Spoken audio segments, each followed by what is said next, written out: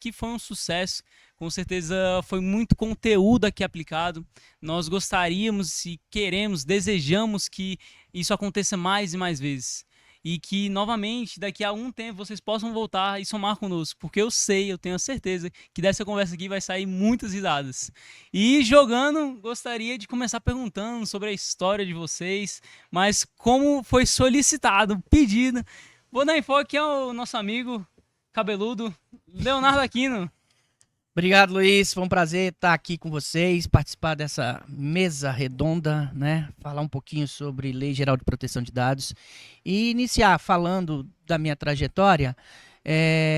Me volta algum tempo atrás, sem dizer as datas de aniversário, sem dizer idade, mas provavelmente a formatura já tem alguns anos. E junto com isso, além de ser advogado, sou mestre pela Universidade de Coimbra e tive o prazer de assistir presencialmente algumas palestras do Dr. José Oliveira Ascensão, que hoje já é falecido, mas um ícone da área de Lei Geral de Proteção de Dados na União Europeia. E trabalho no Uniceub já há alguns anos, né? Mais ou menos há 10 anos eu estou aqui. Mas é sempre um prazer falar sobre Lei Geral de Proteção de Dados, falar sobre a advocacia, falar sobre os direitos e deveres, em especial das empresas, no tocante à Lei Geral de Proteção de Dados. E é algo extremamente importante, né? A Lei Geral de Proteção de Dados tem vindo forte com a ascensão da tecnologia, ainda mais no Brasil. Tudo isso tem crescido de forma exponencial. Creio que vocês têm essa percepção sobre, gente, está crescendo tão rápido assim. E é aí que a gente precisa se fortalecer, né? Creio que todos aqui têm redes sociais, nós temos informações, temos aí o WhatsApp, que é um meio de comunicação muito importante. Imagina se isso vaza. Mas, passando aqui pro Luiz Eduardo Alejara, meu xará, olha que maravilha, e ainda Luiz com S. Conte um pouquinho mais da sua história, conte aí. Vamos lá. 10 aninhos de CEUB também, né, Léo? Eita. Com uma formação um pouco diferente, assim, eu tenho como primeira graduação fisioterapia. Uhum.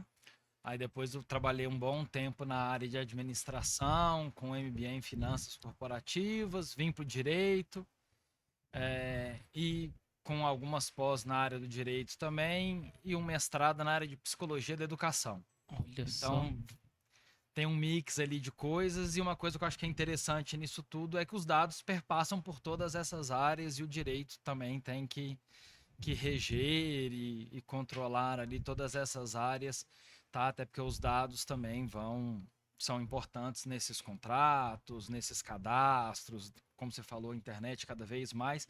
E lembrando que a Lei Geral de Proteção de Dados também trata desde aquela fichinha que ainda tem muito hospital, ainda muita clínica de fisioterapia, aquela fichinha de preenchimento à mão, ela também é importante tratar com a Lei Geral de Proteção de Dados. Legal, eu já tenho uma pergunta muito importante aqui, mas temos uma pessoa muito especial que tem um Instagram maravilhoso, tem feito diversas publicidades ensinando muito as pessoas através do seu Instagram. Está aqui ao meu lado esquerdo, Priscila Quintierre. Muito obrigada pelo convite, é um prazer estar aqui com você, Luiz, parabéns pelo evento, e é um prazer estar aqui com os meus nobres colegas de profissão. Legal. E é desse tipo de roda que eu acho que saem as piadas, as conversas, né? E eu acho isso muito interessante, eu acho essa forma de dinâmica, porque a gente aprende, né? Mas aí, vou direcionar a pergunta agora ao Luiz Eduardo. Não é puxando sardinha por ter um nome bonito, né? Mas já puxando. Isso foi uma pergunta do tema tecnologia e saúde. Hoje o nosso tema é tecnologia e LGPD e a gente fala o seguinte: vocês ainda pensam que é bom, é de forma 100% eficaz a internet como essa extensão? Por quê? Contextualizando a pergunta no sentido de que as pessoas têm ficado doentes, as pessoas, por exemplo, a internet, nós sabemos que há certos tipos de vazamento que corrompem a mentalidade das pessoas, as pessoas tendem a ficar tristes, ansiosas, depressivas com, por exemplo, sua exposição de forma inapropriada, né, através de crackers. E eu gostaria de te direcionar a isso. Como que você tem enxergado toda essa globalização, todo esse avanço da internet como um todo? Vamos lá, eu acho que é uma realidade, né? Não tem muito como mudar, Sim. Tá? Não tem como a gente voltar o tempo e não ter internet. Cada vez mais os nossos relacionamentos são feitos por internet, a internet intermediando esses relacionamentos, desde relacionamentos comerciais, que o Léo e A Pri são craques aí, até relacionamentos pessoais, tá? O que a gente tem que fazer é cada vez mais regulamentar, ficar atento a mecanismos de controle, de verificação, para que não ocorram vazamentos e que, infelizmente, acabam gerando ali algumas reações lastimáveis, né? Como algumas pessoas retirando a vida, por exemplo, por conta de vazamento de dados pessoais e sua exposição. Mas como forma de, por exemplo, humanitária, né? O que você tem percebido como tudo isso? Porque, por exemplo, creio que há 10 anos de CEUB, né? Você já tem trilhado uma carreira. E não entregando a idade, né? Mas com uma trajetória de 10 anos na universidade, no Centro Acadêmico de Brasília, como você tem enxergado essa evolução? Um sentido bom pro direito, um sentido bom para nós como sociedade como um todo, você tem percebido que isso pode ter sido ruim de alguma forma? O que você tem enxergado como algo ruim nesse sentido da tecnologia, da ascensão da tecnologia? Tem um monte de coisa boa, é Seus inegável, prós e né? contras, né? E tem um monte de coisa ruim também, como Sim. tudo na vida desse jeito. Eu brinco muito com os meninos, Léo, na sala, quando não era o PJE. Né? Então, assim, era uma outra relação. Eu comecei fazendo meu primeiro emprego, foi no escritório de advocacia como menor aprendiz, e o advogado digitava na máquina de escrever, Legal. tá? Então... Digitava na máquina de Não, escrever? datilografava, tá vendo? A Aí, máquina de escrever, você vai datilografava aí. lá na maquinazinha de escrever e era uma luta. Então, era uma dinâmica totalmente diferente de escritório. O mundo era outro, a Sim. forma de se trabalhar era outra, As totalmente crianças ainda brincavam diferente. na rua. Hã? As crianças Criança ainda brincavam brincando na na rua. Ixi, lá na época que o Léo tava tirando a OAB. Provavelmente, provavelmente. Aí veio mudando. O computador trouxe uma vantagem muito grande de você poder salvar, de você poder manipular aqueles dados que eram muito mais difíceis de estarem ali no papel, ali na folha datilografada. E com a vinda da internet, isso facilitou muito. Eu lembro de ter que pesquisar jurisprudência no subsolo do TJ, Nas revistas dos tribunais. nas revistas. Então, não era. Hoje em dia, você dá um Google, você acha jurisprudência de todos os Tem já tribunais. chat GPT, né? Você que tem ajuda chat bastante. GPT, você tem um monte de coisa que facilitou muito. PJE hoje, sem dúvida nenhuma, é um avanço. E pensando na gente que ainda mora em Brasília, Sim. que é uma capital, que tem todos os tribunais superiores aqui. Imagina quem está no interior do país, onde não é comarca, onde tem que se deslocar para um tribunal, às vezes 900, 1.000 quilômetros para chegar a um tribunal. Então, esses avanços foram muito bons. Por outro lado, eu acho que tem uma realidade toda que a gente tem que aprender a lidar. Sim. Então, o direito está sempre correndo atrás da inovação, né? Está sempre correndo atrás da vida. A vida vai mais rápido do que o direito. Sim. E a gente vem atrás tentando ao máximo adequar ali uma série de situações que nós temos tidas como realidade a questões dos nossos direitos e deveres e obrigações que nós temos que encaixar. Não é fácil, Sim, com certeza. tá?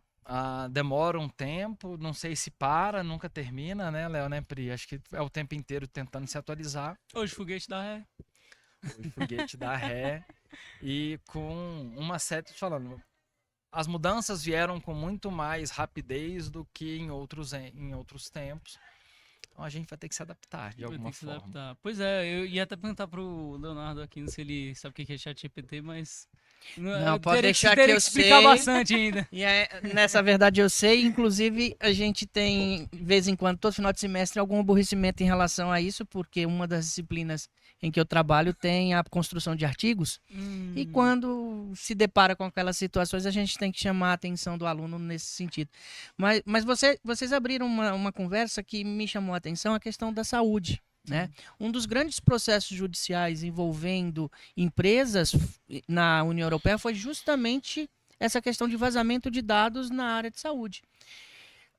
Trabalhando isso num sistema macro, a gente pode pensar o seguinte: eu fui ali num determinado setor de uma empresa e pedi uma informação. Aí ele diz assim: não, eu não posso ter essa informação, não posso eu não tenho acesso a essa informação. Mas você fala assim, os dados são meus, mas eu preciso ter essa informação. E às vezes o próprio sistema ele vai restringindo as camadas de acesso das informações para todos. E no caso lá de Portugal foi justamente isso que aconteceu. Tinha um sistema lá em volta de 2008, 2010, salvo engano, em todos os usuários tinham acesso às informações do paciente, né? Todos os acessos. E a Lei Geral de Proteção Europeia foi acionada porque não é todo mundo que pode ter informação a todos os momentos. Sim. Então, o atendente não pode ter acesso ao prontuário do paciente. E chegava ao espectro de ter, inclusive, ex-médicos que trabalhavam ainda ter acesso ao sistema. Então, hoje, você tem que fechar o sistema, demitir um funcionário, você tem que fechar o sistema para ele. Ah, mas eu tenho lá acesso, os meus dados estavam lá. Você tem os meios para pedir os seus dados. Né? Todos nós aqui usamos o Google Drive, né? Usamos, inclusive, o e-mail institucional. Se uma hora a gente for demitido, a gente vai perder acesso a esse e-mail institucional e ao Drive que está lá dentro. Então, eu preciso depois de uma autorização para ter acesso. As coisas são minhas, estão lá, mas eu tenho que ter acesso àquele sistema todo. Então, é muito comum você ter esse problema, né, nas empresas que constroem softwares, que têm softwares, trabalham tudo, mas dão acesso livre a todo mundo. E não pode ser assim. Cada setor tem que ter o seu acesso. Senão, infelizmente, sofre vazamento de dados e isso vai gerar um problema sério se isso cair em mãos maliciosas, né? E aí, me surge até a dúvida com o senhor falando sobre a Europa e afins. Aí me surgiu a dúvida, qual país você vê como referência hoje nessa questão da LGPD? Porque, por exemplo, nós temos paraísos fiscais que realmente tendem a ter uma dificuldade enorme quanto à disponibilização de dados, né? E por isso que hoje ocorrem muitos desvios e afins. E qual país você acha que tem uma referência que o Brasil deveria se inspirar? Na verdade, a gente não pode. Nós somos um país continental. Sim. E por ser um país continental, eu acho, na minha humilde opinião, que a gente tem que aperfeiçoar os sistemas existentes. Não é pegar o sistema europeu ou o sistema americano e falar assim, vou aplicar ele na íntegra. Porque nós temos particularidades. O Nordeste tem uma particularidade específica de acesso à internet. O Norte tem uma defasagem de acesso. O Sul é melhor um pouco. Nós estamos numa grande capital. Qualquer lugar que você vai aqui, você tem acesso. Mas mesmo assim, por exemplo, semana passada eu tive problema com o meu iPhone. E aí, ele simplesmente, do dia para a noite, ele começou a ligar e desligar, ligar e desligar. E aí eu pensei, é uma bateria, né? Troquei a bateria. Continuou. Liga, desliga, esquenta, desliga, desliga, esquenta. Fui na Apple. Aí chegando lá, o sujeito virou e falou assim, não, o seu problema aqui não é de software, é de hardware. Vai quebrar, você não tem como fazer nem backup das informações. Eu falei assim, eu vou recuperar o último backup. Fui verificar a recuperação, o último backup era lá de uns anos atrás. Porque o sistema acusava o backup, mas não estava fazendo o backup. Então eu perdi diversas informações do meu sistema. Como recuperar? Quem é que está guardando? Tá lá no meu celular. Aos pouquinhos eu ligo, quando dá 2 minutos eu consigo buscar uma foto, ele desliga, outra foto, os meus dados estão guardados. O grande problema de você buscar um sistema externo é a necessidade de adaptar. E nós, infelizmente, somos um país que tem um sistema legislativo um pouco burocrático na construção de normas. Legal. E aí, porque antes de começar aqui o podcast, né, ele recebeu uma ligação e ficou feliz. Aí eu acho que ele já entrou em cima. Olha só. Vamos tirar o... Eu abri à toa. Obrigado. Só tirar o adesivo, pessoal. Por favor. Aí, valeu, obrigado. A minha imagem já se faz uma, né? E aí, mas isso é muito interessante, né? Nesse sentido de... Agora eu dei uma atividade. Ele pede pra tirar Acabou o podcast. Não dá não. Agora Não vai não. não. Vou ficar com Eu acho que a Priscila vai se dar bem por causa Vou da ficar com unha. medo. Posso seguir. Aí, tá ótimo. É porque, querendo ou não, a gente tem que se preservar, né? Senão aí a gente vai ter que acionar vocês. Mas aí, voltando à história, o professor Leonardo chegou, fez uma ligação, voltou todo feliz, né? Aí eu falei, poxa, então eu já sei de onde tá vindo essa boa notícia, né? Mas aí, Priscila, Você trabalha com tecnologia, você fala sobre tecnologia no seu Instagram, e aí eu gostaria de entender melhor essa dinâmica, essa forma que como você quer trabalhar a tecnologia no geral, o que te inspira a trabalhar com tecnologia e advocacia, né? Porque aqui temos um misto de conhecimento, e eu gostaria de saber sobre você, quais são as suas inspirações? Diga aí. O que me inspira a trabalhar mais com tecnologia dentro da advocacia é a possibilidade de ter uma qualidade de vida melhor.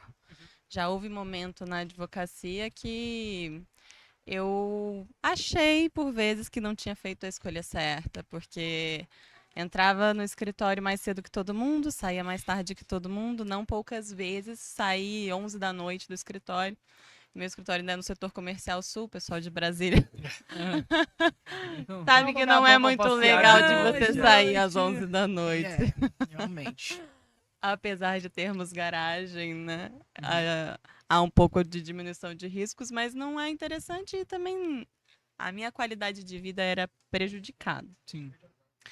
E aos poucos a tecnologia foi me permitindo ter uma qualidade de vida melhor. Então, passei a usar sistemas que seriam mais eficientes. É mais fácil você delegar quando você envolve a tecnologia. É mais fácil você ter produtividade sem tanto esforço. A pandemia colocou a gente numa situação de vocês estão obrigados agora a usar a tecnologia, quer Sim. queiram, quer não. Sim, Então, sim. acredito que foi também, apesar de terrível, importante para a gente mudar o modelo da advocacia que a gente vê hoje. Acho que antes da pandemia não via meu escritório trabalhando como trabalha hoje, que é muito mais tranquilo em termos de rotina, porque a gente passou a aplicar ferramentas tecnológicas que nos permitem isso. Então, é você ter um assistente que usa ali tecnologia, usa inteligência artificial para Olha aí. diminuir o seu trabalho, aquele trabalho que não é intelectual. Acredito que é bem relevante a gente. Talvez algo denso, né? Exato. e Acredito que quando in- a gente impõe ali a necessidade de você na advocacia fazer aqueles trabalhos repetitivos, aqueles trabalhos que né, você não vê necessidade realmente de alguém com a sua formação fazer, isso acaba te gerando uma desmotivação. Sim. Então é frustrante você exercer uma advocacia que, na verdade, você faz isso de advogar e isso de coisa burocrática. Sim. Então, acredito que a tecnologia diminui. Então quer dizer que está mais caminho. fácil ser advogado hoje em dia, né? Eu acho que tá fácil, acho que tá fácil. Eu acho que brincando, né? Eu acho que não. Conta mais aí, por quê? Você acha que não? Você acha que sim? É por causa que a tecnologia ajudou bastante. Eu gostaria até que depois da resposta você falasse algumas ferramentas que você usa na tecnologia. Mas diga aí, Luiz. Acho que não, né, Pri? Acho que tá mais difícil, não tá? Não sei. O volume de processo muda muito, então Hoje processa qualquer coisa, né? Não a sei. população cresceu É. muito, o acesso a informações, eu acho também Entendi. que se ampliaram muito, então hoje em dia você tem um volume, sem dúvida nenhuma, maior de processos, Sim. tá? O acesso ao judiciário melhorou muito de uma Sim. forma como um todo. Temos ferramentas ali para carregar um pouquinho da pedra, né? Não precisa advogar como os maias e astecas, não tem necessidade. Mas o trabalho pensante continua todo sendo do advogado ali, com uma série de responsabilidades. Então, eu acho que ajuda muito, não tem dúvida nenhuma de que ajuda muito, mas não faz o trabalho. Então, assim, faz um trabalho acessório, contribui pra caramba, mas a responsabilidade continua sendo de doutora Priscila ali, firme e forte, que não tiver à frente de tudo e também não aí? anda, né? Porque você vai chegar na frente do juiz com um chat GPT, não dá. Eu penso que... Mas eu acredito em usar essas ferramentas como se fosse um estagiário. Obviamente, você não vai simplesmente faça aí e eu assino sem olhar. Sim. Então, Importante. usá-lo de forma assistencial, sem confiar plenamente. Afinal, a gente já viu aí juízes, inclusive, tendo problemas Cadê? na carreira. Essas histórias aí. Diga aí. Recentemente teve notícia de juiz que fez sentença com o chat GPT e aí houve Eu problemas. acho que tá ali. muito fácil ir pro direito hoje em dia. Na verdade, não é que é fácil ou que é difícil. O direito, ele requer uma uma massa encefálica no sentido de estar em constante conhecimento. E jogando isso para o lado da questão que nós estamos colocando aqui, que é a tecnologia, a inovação, a Lei Geral de Proteção de Dados, a gente usando a tecnologia me preocupa. Ela me preocupa, voltando lá naquela primeira pergunta sua, que é o seguinte: se eu perguntar, você sabe o telefone da sua esposa? Opa, Você sabe o seu eu telefone? sei, eu Eu, sei. não Eu sei. sei. Eu não sei. minha, Eu sei. isso vai ser usado Eu contra não você. tenho da minha. Ah, que bom que não Eu é da não- minha. Eu acho que isso vai ser usado Eu contra não você. sei de cabeça o telefone da minha esposa, né? Na verdade, eu não sei o telefone de ninguém de cabeça, a não ser o meu, que às vezes eu tenho que digitá-lo nas redes sociais. Sim. Eu não sei. E pro Pix, né, Léo? E pro Pix. E pro Pix. E pro Pix. Ah, Importante. quiser, Esse é o mais usado, eu né? te dou, se você quiser, eu passo o telefone aí do Pix.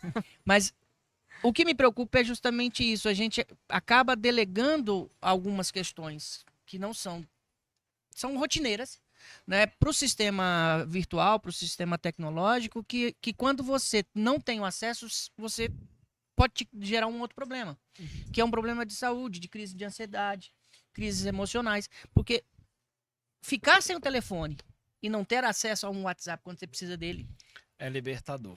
é libertador, é verdade, mas você fica apreensivo, porque Não era você isso que você ia dizer, não? não, você fica Ah, apreensivo, porque você não sabe quem está querendo falar contigo, se tem um cliente, se tem alguém do escritório, né?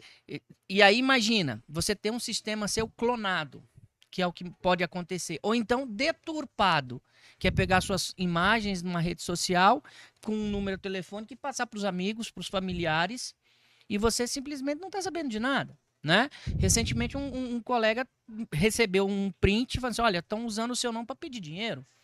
Até que ele comunicasse a agenda dele, telefônica, que era mais de 2.000 telefones, para não fazer Pix, alguns provavelmente poderia ter feito o Pix ou a questão. E aí você tem esse problema da tecnologia que é relacionado à segurança dos dados. Né? Então a segurança dos dados é algo que a gente tem que ter o controle. E hoje a gente vê aí as redes sociais, em especial as redes sociais, usando e não querendo a regulamentação. O Estado precisa regulamentar, porque do jeito que está, às vezes isso não é salutar nem saudável para a população. Sim. Nós que somos pessoas mais conscientes, que temos um conhecimento mais apurado, muitas vezes caímos em golpes. Mas a gente sabe filtrar o que é uma coisa e o que é outra. Né? Recentemente, no dia 1º de abril, uma determinada pessoa pegou a imagem de um determinado banco e colocou na sua rede social dizendo como este banco vai aceitar todos os processos de recuperação judicial e aceitar do jeito que vier os planos de recuperação. Na hora que eu vi aquilo, eu como uma pessoa instruída que conheço da legislação, falei assim, não, isso aqui é uma piada, né? De mau gosto, na minha opinião, mas é uma piada. Né? Que pode ter feito muitos 2 dias depois, ele voltou na rede social e disse, gente, eu fui notificado pelo banco X por causa da minha colocação. 1º de abril. Aí ele falou assim, era 1º de abril. Mas uma coisa séria, como um plano de recuperação judicial, não pode ser tratado como piada nas redes sociais. E aí o colega perguntou, né? O que ele deveria fazer? Eu falei assim, quase que eu mandei uma mensagem para eles. Me contrata que eu te digo. Senta e chora. Né? E aí ele tirou da rede social dele aquela brincadeira, mas foi uma brincadeira infeliz que provavelmente levou a muitas pessoas que têm direitos perante esse banco ou negocia com esse banco a pensar que aquilo era verdade. Imagina num processo de recuperação que é milhares de pessoas, no processo de falência são centenas de pessoas. Isso pode gerar um problema. E nem todo advogado domina esses tipos de processo. Né? Então a gente tem áreas específicas no direito. Tem profissional que sabe muito bem sucessão. Né? Tem gente que sabe muito de direito de família. Tem outros que sabem de direito de empresas. E às vezes eu tenho que manifestar em processos de falência, de família ou de briga de casal, porque o casal lá está brigando e um deles é dono de uma empresa. Então eu tenho que me manifestar. Se eu não conheço, eu vou meter as mãos pelos pés. E da mesma forma o inverso. O cara lá entrou com um pedido de indenização porque o pai da família morreu num acidente de ônibus, no qual a empresa de ônibus teve um processo de falência. Se ele não souber entrar dentro desse processo aqui, ele vai atrasar o direito. Então precisa, a internet, a tecnologia, os dados precisam ser trabalhados de forma coerente e como um colega ontem falou num debate que eu estava, a ética acima de tudo. Você tem que respeitar o passado, olhando para o futuro dentro de uma ética. Então, gente, a questão ética do profissional, ela também tem que estar em mão, né? Ela tem que estar em primeiro plano. Independente do meio de divulgação das informações, se é através da internet ou se é num bate-papo aqui sem internet, a gente tem que ter ética, né?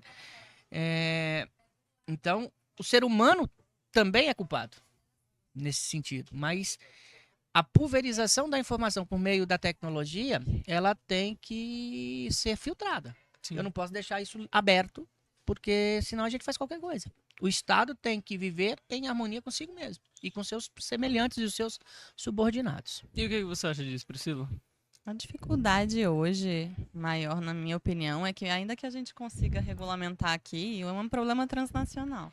É verdade. Porque se alguém aqui cumpre, vai ter um país que não exige tantas responsabilidades ou impõe essas limitações, e com a possibilidade de você ter provedores externos, servidores externos, dificilmente, VPNs, a gente dificilmente conseguirá realmente regular bem essas relações online. Regular. Não, Diga tá aí. certo, eu entendo até que regular seria legal. Mas veja, agora só me falta a memória se qual das duas leis que trata do assunto. Vocês poderiam me ajudar? Se é a lei do Marco Civil ou se é a Lei Geral de Proteção de Dados. Eu acho que é o Marco Civil, que diz mais ou menos assim. Eu só não respondo o senhor porque eu esqueci. Então pronto. Então pronto. É uma dessas duas que diz mais ou menos assim, não importa onde os dados são distribuídos, são armazenados. Se passou pelo território brasileiro, a legislação brasileira vai ser responsável pode ser responsável por analisar esses problemas. Realmente, Priscila, a questão da transnacionalidade, ela é gritante, porque um pode cumprir, o outro não. Eu vou fazer um processo aqui no Brasil contra a empresa XYZ, por causa de vazamento de dados. Ganhei, mas não levei. Você usou X propositalmente? Não foi o X, não. Será? Foi o X, não. Ah, tá. Tiveram Né? muitas polêmicas aí. Não foi, não pensei nela. Não, realmente não pensei.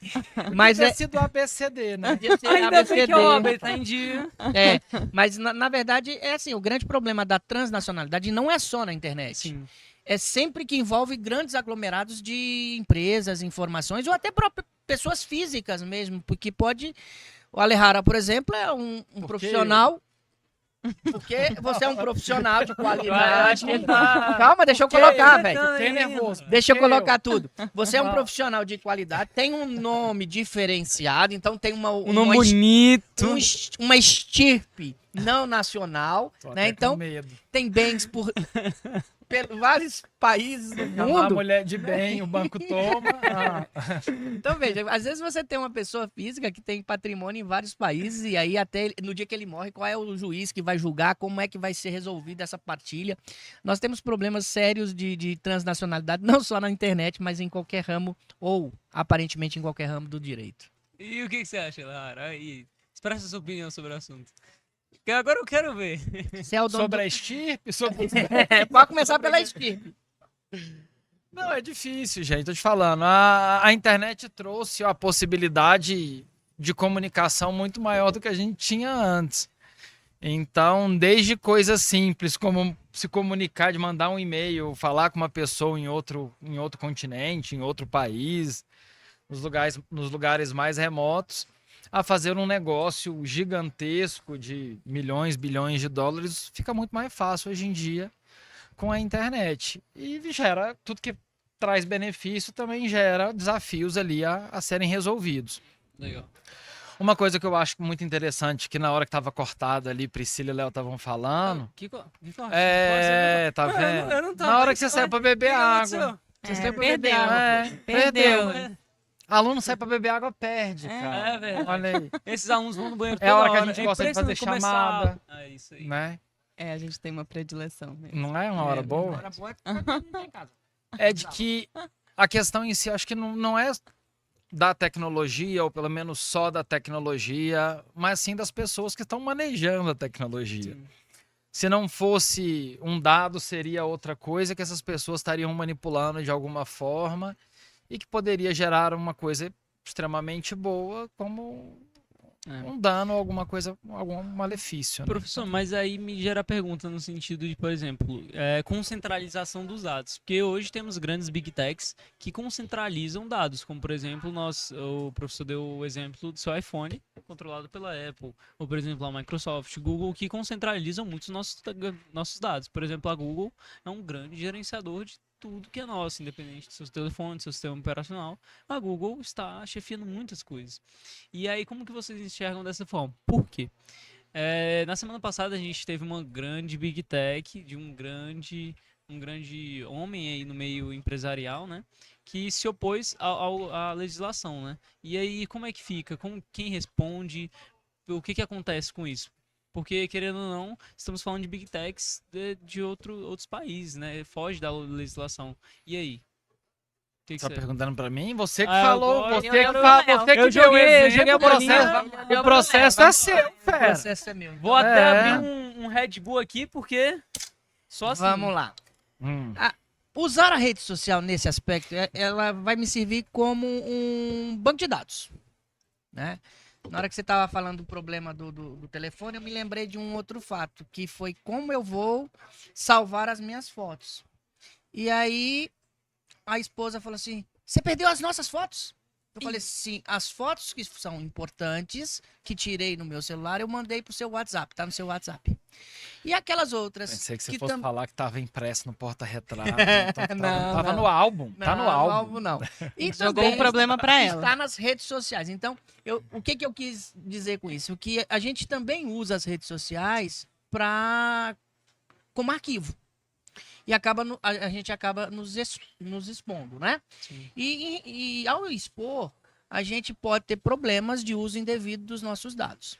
E ao expor o uso indevido, você tem aquela situação de uma empresa dizer assim, eu não me subordino às regras do seu país, porque eu estou sediada, vou usar essa expressão, no país YX. E lá a minha lei A, não... B.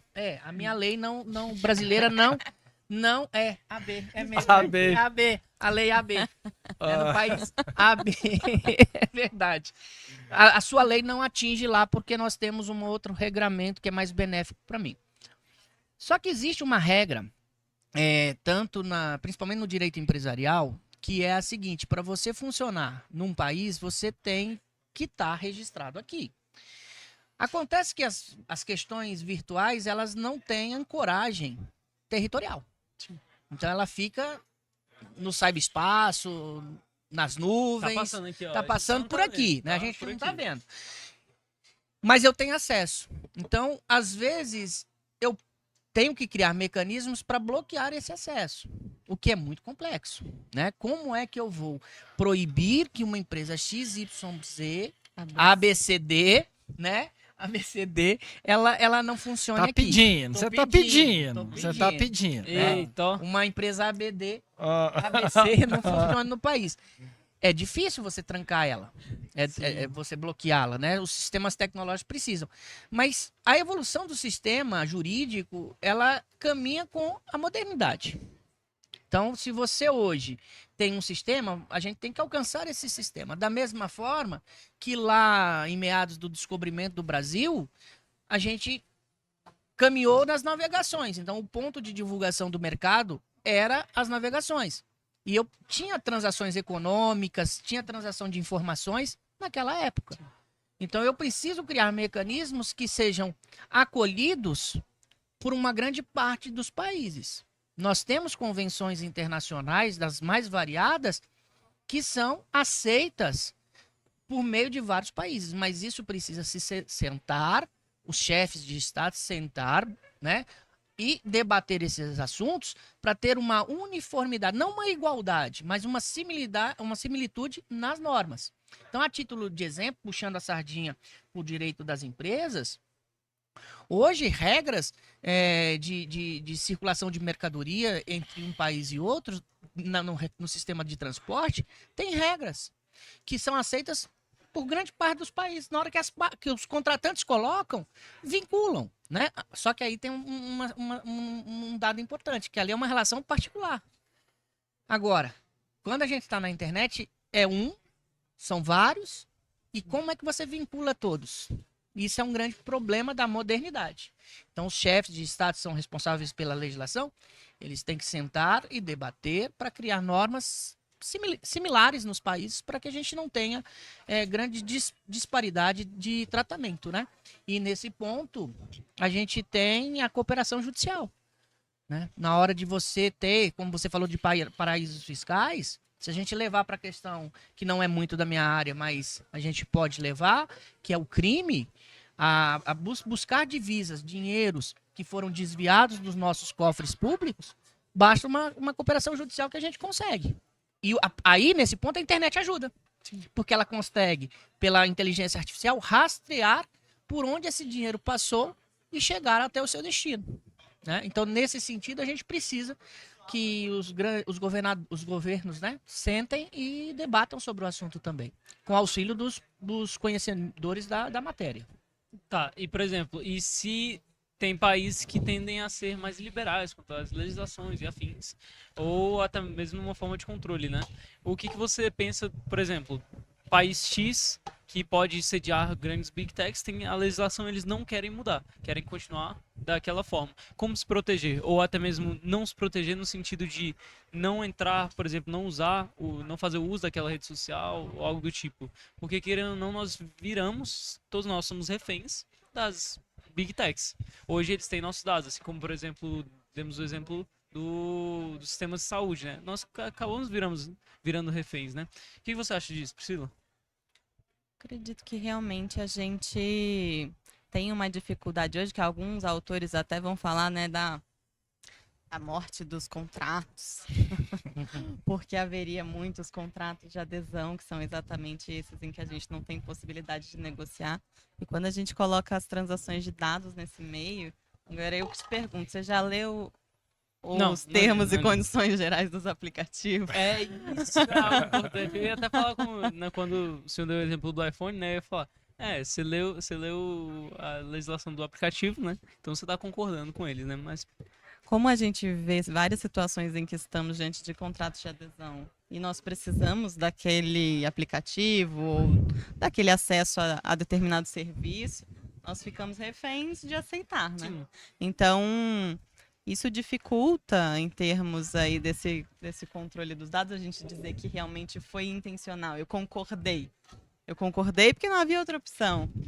Então, há alguns defensores aí na doutrina que, inclusive, vão dizer que isso é um grande problema do ramo contratual, já que, se eu não tenho realmente uma vontade plena de ambas as partes, será que eu não teria um problema dentro dos próprios contratos?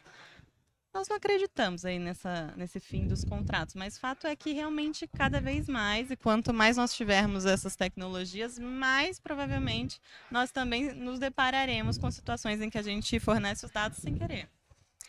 Eu vou perguntar aqui, não sei se vocês estão a par, recentemente teve uma descoberta aí acerca do modo anônimo de navegação do Google Chrome. Todos conhecem? Todos conhecem. Sim. E o Google, na verdade, estava guardando informações do modo de navegação anônimo. E aí houve um processo bilionário, que era um processo originalmente de 5 bilhões lá nos Estados Unidos. Só 5 bilhões. Eu acho pouca coisa. E eles vieram se estendendo nesse processo já há alguns anos e agora, ainda esse mês, houve a formalização de um acordo para que o modo de navegação mude de nome para não ser anônimo, já que anônimo leva a gente a acreditar que realmente não estão fazendo nenhum armazenamento de dados. E também, né, mudar o ícone lá, porque o ícone é um detetive, né? Então, na verdade, eles estão... É você pensando, estou anônimo, na verdade, eles estão nos investigando pelo modo de navegação privado. A gente não sabe exatamente até que ponto eles estavam guardando essas informações. Mas fato eu não preciso me preocupar com isso. Eu tô tranquilo. Mas fato é que era um momento que a pessoa estava desprevenida, no mínimo achando que não estava sendo rastreada, né? E aí eles fizeram um acordo para mudar o ícone, mudar o nome e também agora colocar uma configuração. Não sei se vocês perceberam. Agora, quando você entra no modo de navegação anônimo, ele pergunta se você quer ou não guardar os cookies. Porque se você aceita ali os cookies, ele vai continuar guardando certas informações. E eles deixaram mais claro já o que eles estão, o que pode vazar ali da sua navegação no modo anônimo. Semi-anônimo. Semi-anônimo. Fizeram esse acordo para não pagar os 5 bilhões, vão fazer esses ajustes e vão desfazer desses dados que eles guardavam. Mas aí, com quem que iniciou esse processo, você sabe? Foram algumas pessoas nos Estados Unidos Uhum. e aí isso tomou uma proporção grande, já que é um interesse Mas- do planeta. Todo, Não. Algum espertinho, né? Que notou Algum que os seus espertinho. dados poderiam estar sendo manipulados, guardados e... Não vou dizer vazados. Eles conseguiram descobrir alguns e-mails também de funcionários internos lá da Google, já mostrando que eles sabiam que estavam guardando os dados sem poder. Então isso foi bem comprometedor, daí porque o acordo foi interessante para eles. Não. Isso vaza, né? É. Isso vaza. É igual você fazer alguma coisa para um aluno específico e o aluno vai vazar. Não tem como, né? Você não pode... Você tem que tratar de forma isonômica todo mundo, né? E eu discordo do fim dos contratos. Eu acho que os Não, eu contratos... também discordo. Ah, tá. Então, Eu também discordo, mas realmente nós nos deparamos cada mais com adesão sim. A, e, praticamente 100% e isso vai adesão, aumentar. a morte da vontade como reguladora das regras É. contratuais pode ser, né? Eu concordo contigo nesse aspecto e seria só imposta por alguém. Mas um mecanismo interessante nesse sentido é o que acontece no sistema de saúde, por exemplo, melhor dizendo, nos planos de saúde. Nós temos uma liberdade até um ponto de construir contratos, de pôr os nossos dados ali. Mas essa regra toda, quase que num formulário, vem do governo. Então o governo criou regras. E aí a gente volta novamente naquele grande problema. O contrato é feito unilateralmente pela empresa A, B, C e D, né? Agora falei certo, né? Certo. rapaz. Eu chego aqui, é tanta informação e eu como leigo não entendo nada do que está escrito, eu como jurista, advogado, leio e falo assim, vou perder meu tempo aqui, porque eu não adianta eu discordar de nada, muito obrigado, porque vai ser desse jeito ou não vai ser. Então, a grosso modo, você está aderindo à informação, né? E a Lei Geral de Proteção de Dados e o Marco Civil já veio nesse sentido, protegendo um pouco isso, porque mesmo que eu coloque que se eu tiver um problema com a empresa A, B, C e D, eu posso processá-la aqui no Brasil e não preciso ir lá na Califórnia processar ela ou na Rússia ou em Liechtenstein, né? O que vocês acham, uma opinião, né? Por exemplo, nós temos a ONU que tende a nos unir contra países e afins. Vocês acreditam que existiria uma forma de governo, um modo global a ser criado quanto à Lei Geral de Proteção de Dados? O que vocês pensam sobre isso? Eu acho que ele está suspirando, ele quer responder. Eu? Hã? Se você não responder, eu respondo. Vamos lá. E ele Nós suspirou, temos- fez assim, ó. Não, nós temos uma LGPD com inspiração internacional já, que é o modelo europeu, inclusive, de tratamento de dados. Tá? O Léo começou a responder isso, acho que um tempão para trás, quando ele falou dos acordos internacionais, por exemplo, que regem ali principalmente o comércio internacional e tudo mais. Então, não necessariamente, não é uma função da ONU pura e simplesmente fazer isso, e não necessariamente precisa tramitar via ONU, né, Léo? Que é um organismo internacional. Esses acordos podem ser tramitados ou podem ser feitos de diversas formas. Dentro da minha área de atuação, por exemplo, tem todos os anos a COP, Sim. tá? Que oriunda de acordos internacionais, como o Acordo de Paris, por exemplo, que tratam sobre clima, desertificação e outras Por isso e que ele outros viaja assuntos. todo ano pra Europa, né? Aham, Tá. exatamente. Desse É. jeito. Ganhou nome lá, inclusive, de Ah. tanto viajar, né? Olha, rara. Então isso pode ser feito, construído desde de forma bilateral entre países, até uma forma mais ampla, multilateral, de diversos países participando. A gente não tem nenhum acordo efetivamente mundial, não que eu lembre, pelo menos, em que todos os países sejam signatários. Que eu acho Mas- algo que seria muito importante, né? Querendo ou não, seria algo muito importante ter. Mas uma tá formalização de junto tudo do Mula Sem Cabeça, Boitatá, Curupira, é lenda, não dá. Não, mas assim, quando a gente consegue uma uniformização, por exemplo, nós temos a OMC, né? Sim. A OMPI, que OMC, Organização Mundial do Comércio, a OMPI, Organização Mundial da Propriedade Intelectual ou Industrial. E esses organismos, os países fazem parte. E eles sentam, né, à mesa e vão discutir tratados. Você tem várias dessas situações. Por exemplo, marcas e patentes. A nossa legislação ela é oriunda de convenções. Né? Nós temos uma de 1850 que tem base para construir as nossas marcas e patentes. Tem outros tratados internacionais que foram construídos. E a nossa lei atual hoje ela é muito parecida com as diversas normas.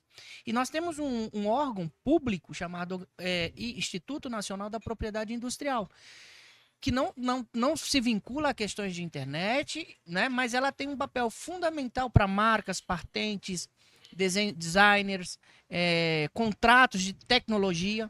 Então, transferência de tecnologia eu tenho que necessariamente, para ter eficácia perante terceiros, registrar lá.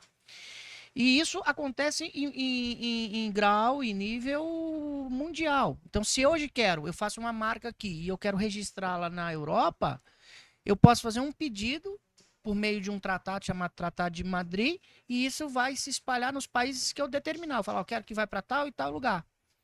É claro que cada país tem o seu direito, cada país tem o seu órgão julgador, e eles podem, inclusive, dizer que aquilo lá não pode ser registrado lá. Eu posso ter uma situação muito estranha que é, quero registrar no Brasil, mando para Portugal, mando para os Estados Unidos, mando para a Austrália. Lá eu consigo registrar e aqui o Brasil diz, não, aqui você não pode porque ofende tal preceito do nosso entendimento. Se a gente tivesse um consenso dos governantes em determinar que teria um órgão, vamos usar a expressão bem simples, centralizador dessas possibilidades de decisões, facilitaria. Mas cada estado vai cumprir ou não cumprir. Então, é igual à ONU. A ONU faz um bloqueio num país X. Tá, bloqueou, mas o amiguinho daquele país vai continuar fornecendo informações, né? E isso pode acontecer, porque cada país é dono do seu território, Soberania, né? né? A sua soberania. Soberania. Então, eu não posso mandar na Bolívia. E só para curiosidade, a Coca-Cola na Bolívia não é Coca-Cola.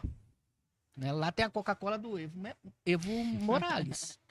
Que é sério mesmo. Se você buscar na internet Coca-Cola boliviana, você vai encontrar uma garrafa da Coca, não igual a nossa, né, que a gente vende aqui, aquelas PET, escrito Coca-Cola com 2 L's, né? E aí você vai descobrir a história.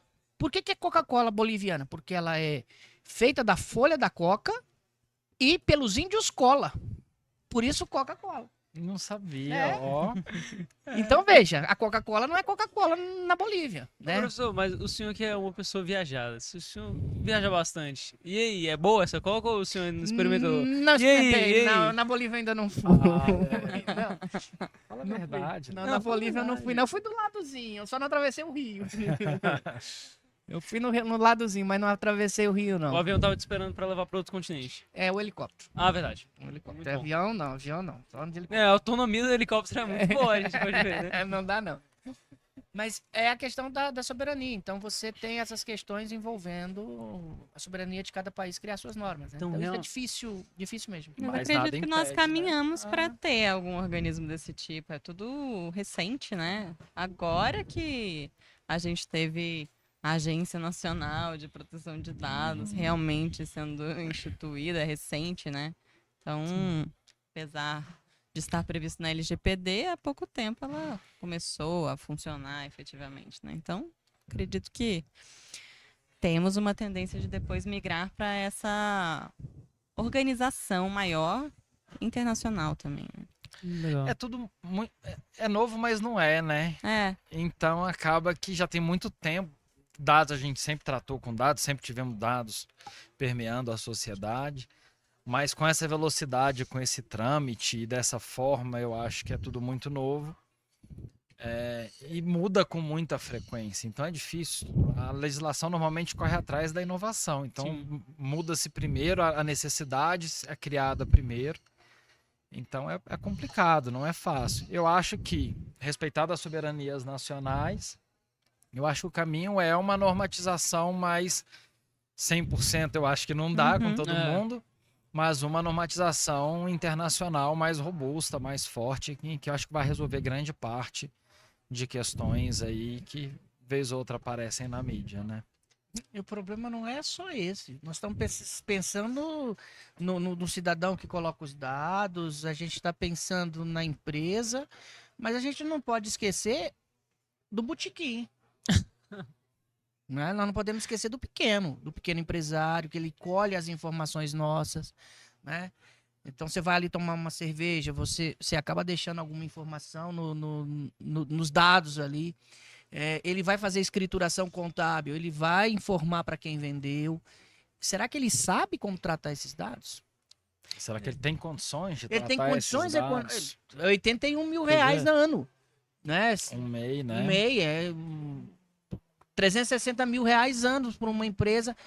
Quanto que é um custo de ter um controlador, né, de dados para sua empresa? Tem que ter DPO, né, agora. Tem que ter. Então, como é que funciona? Um condomínio. Quem mora aqui? Eu moro em prédio. Tu mora em casa, tu mora em casa. Luiz, Apartamentos.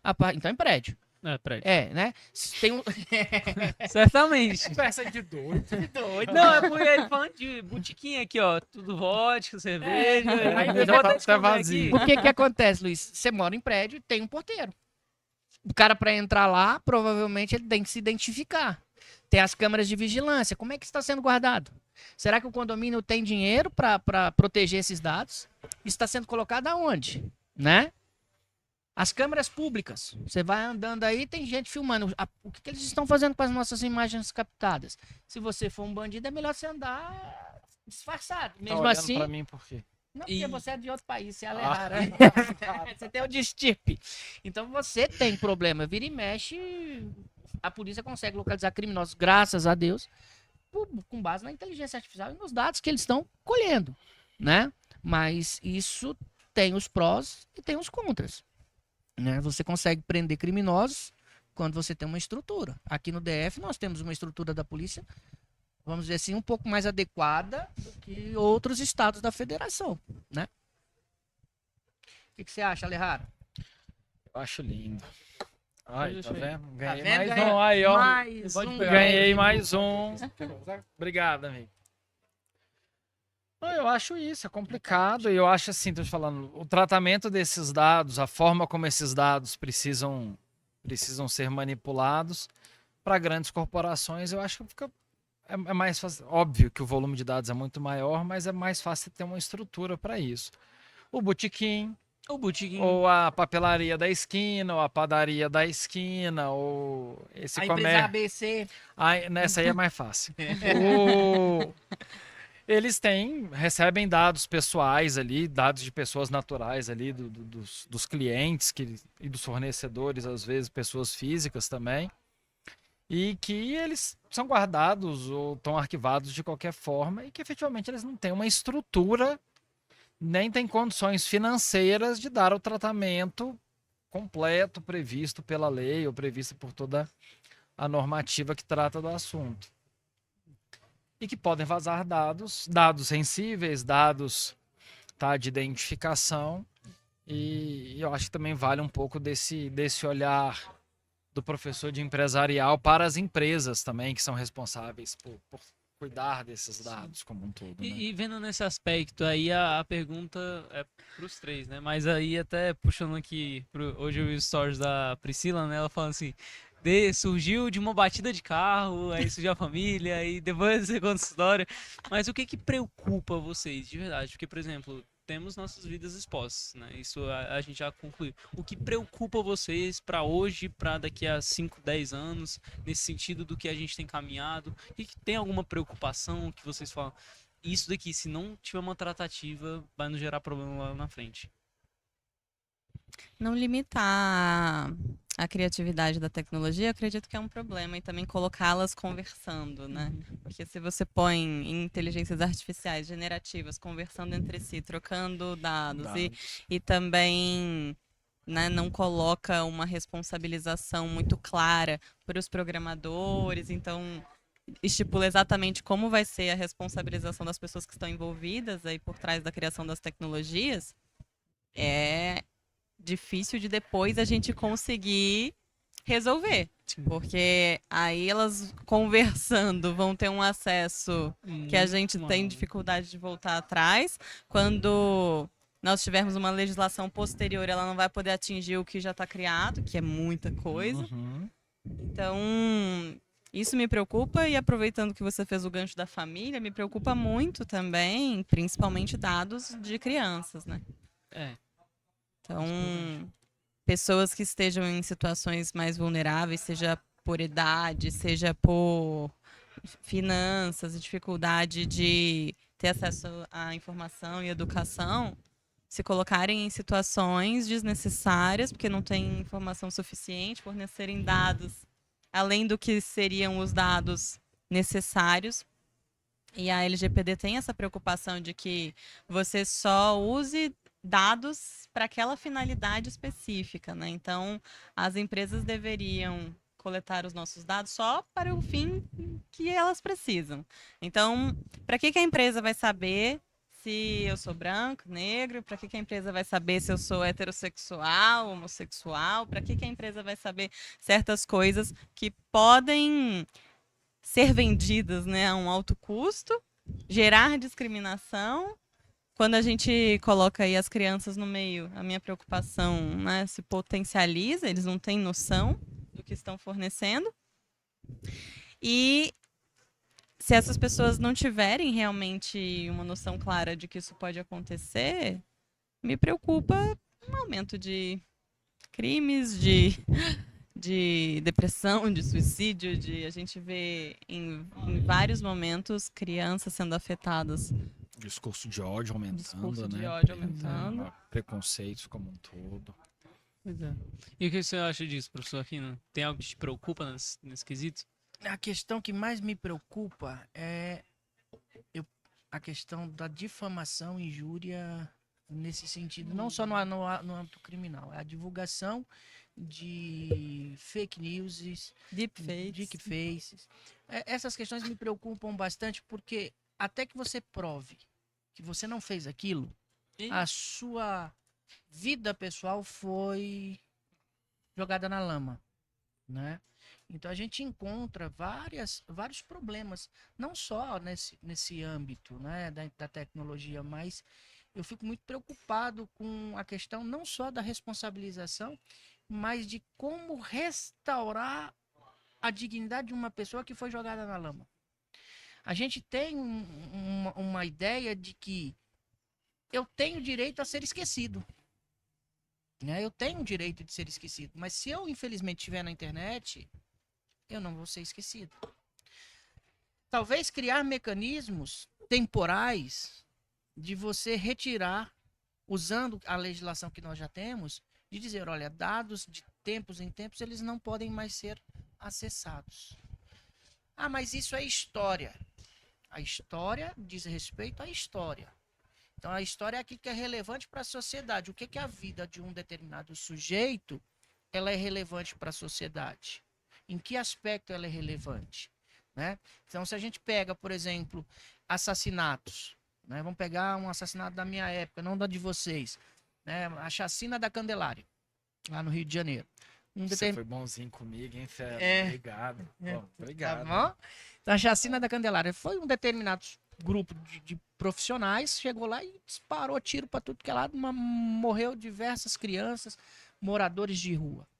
Teve o processo, teve a condenação. Será que eu preciso ficar de tempos em tempos lembrando tanto aquele que foi o agressor, que matou, que já pagou a pena, como a família que sofreu a perda daquele fato, daquele evento? Será que não é triste demais para os dois lados? Por que eu tenho que ficar relembrando? Né? Porque, mas um pai que jogou uma filha, matou uma filha, por que ele precisa ser sempre lembrado que aquilo aconteceu. Ela cometeu o erro, pagou o erro. E ele, como dizem, né, pagou 2 vezes. Pagou pela morte, que é de um ente querido, que provavelmente se arrependeu, e pagou para a sociedade ficando preso por um tempo significativo, segundo a nossa legislação X, ABCD, né? Então, veja, por que eu preciso sempre ficar lembrando disso? Eu acho que a sociedade, ela também precisa amadurecer. É claro que ela não pode esquecer eventos para que aqueles eventos não voltem a acontecer, né? Então, a gente tem que preservar a dignidade da pessoa humana, a etnia dos povos, evitar que grandes acontecimentos voltem a acontecer de mal no mundo. Por exemplo, os motivos da Segunda Guerra Mundial, ninguém considera justo. É tudo injusto, né? Por que Hitler fez aquilo? Totalmente inconcebível, né? A população que foi dizimada gosta, tem prazer de ser lembrada disso, para que isso não aconteça de novo. Né? Mas já se foram da Segunda Guerra para agora. Há quantos anos já se foram? E isso é motivo até hoje de brigas religiosas em outros países. Então, a gente tem que ver isso também no âmbito tecnológico, porque isso, a disseminação do ódio, não dá. Não é concebível, pelo menos na minha visão, a disseminação desse tipo de informação. Né? Denegrir a imagem do outro, não tem como, mesmo que seja dia 1º de abril. Mesmo que seja dia 1º de abril. Vou mudar. Ano que vem, então, eu não vou mais denegrir a sua imagem no dia 1º de abril. A gente Como só vai é que subir pode? no cavalinho. Fizeram isso? Só vai subir no cavalinho. Então quer dizer que fizeram isso com você, professor? Nós temos recordações. Temos recordações. Sobre essa questão lá dos dados nas empresas que não são excluídos, eu acho que é importante a gente lembrar que é necessário que a empresa desfaça dos dados depois que utilizou para a finalidade que deveria, se não houver um motivo legal para mantê-los. Mas, na prática, quais são as empresas que vão contabilizar? Preciso mais dessa informação? Não preciso? E vão realmente controlar isso bem? Não, Eu conheço poucas. E virou um ativo da empresa, né? Sim. Então, se não for, às vezes, o principal ativo da empresa, os dados de terceiros. Então, é preocupante. Ó, a Priscila, para entrar no seu prédio, você tem catraca? Você mora em casa. Não, no prédio do escritório dela. Setor comercial. Ah, não, Ih, não ajuda? não ajuda, né? Então pronto. Nós temos vários setores aí que a gente tem que se identificar. A catraca do seu. Eu fui numa empresa do Sistema S, né? Numa do Sistema S essa semana, e eu periodicamente vou lá. Periodicamente. E, assim como no escritório em que eu trabalho. De mês em mês, eu tenho que tirar meu documento Refazer o cadastro. e refazer o cadastro. É muito chato. Eu tô lá todo dia. Mas eles, todo mês, ou de 2 em 2 meses, eles zeram o banco de dados. Não sei o que eles fazem ao zerar. Se eles deletam, apagam, para onde vai a porcaria da informação. Mas eu tenho que novamente me cadastrar. Agora, para que lixeira que foi? Você sabe me dizer, Priscila, para qual lixeira foi parar?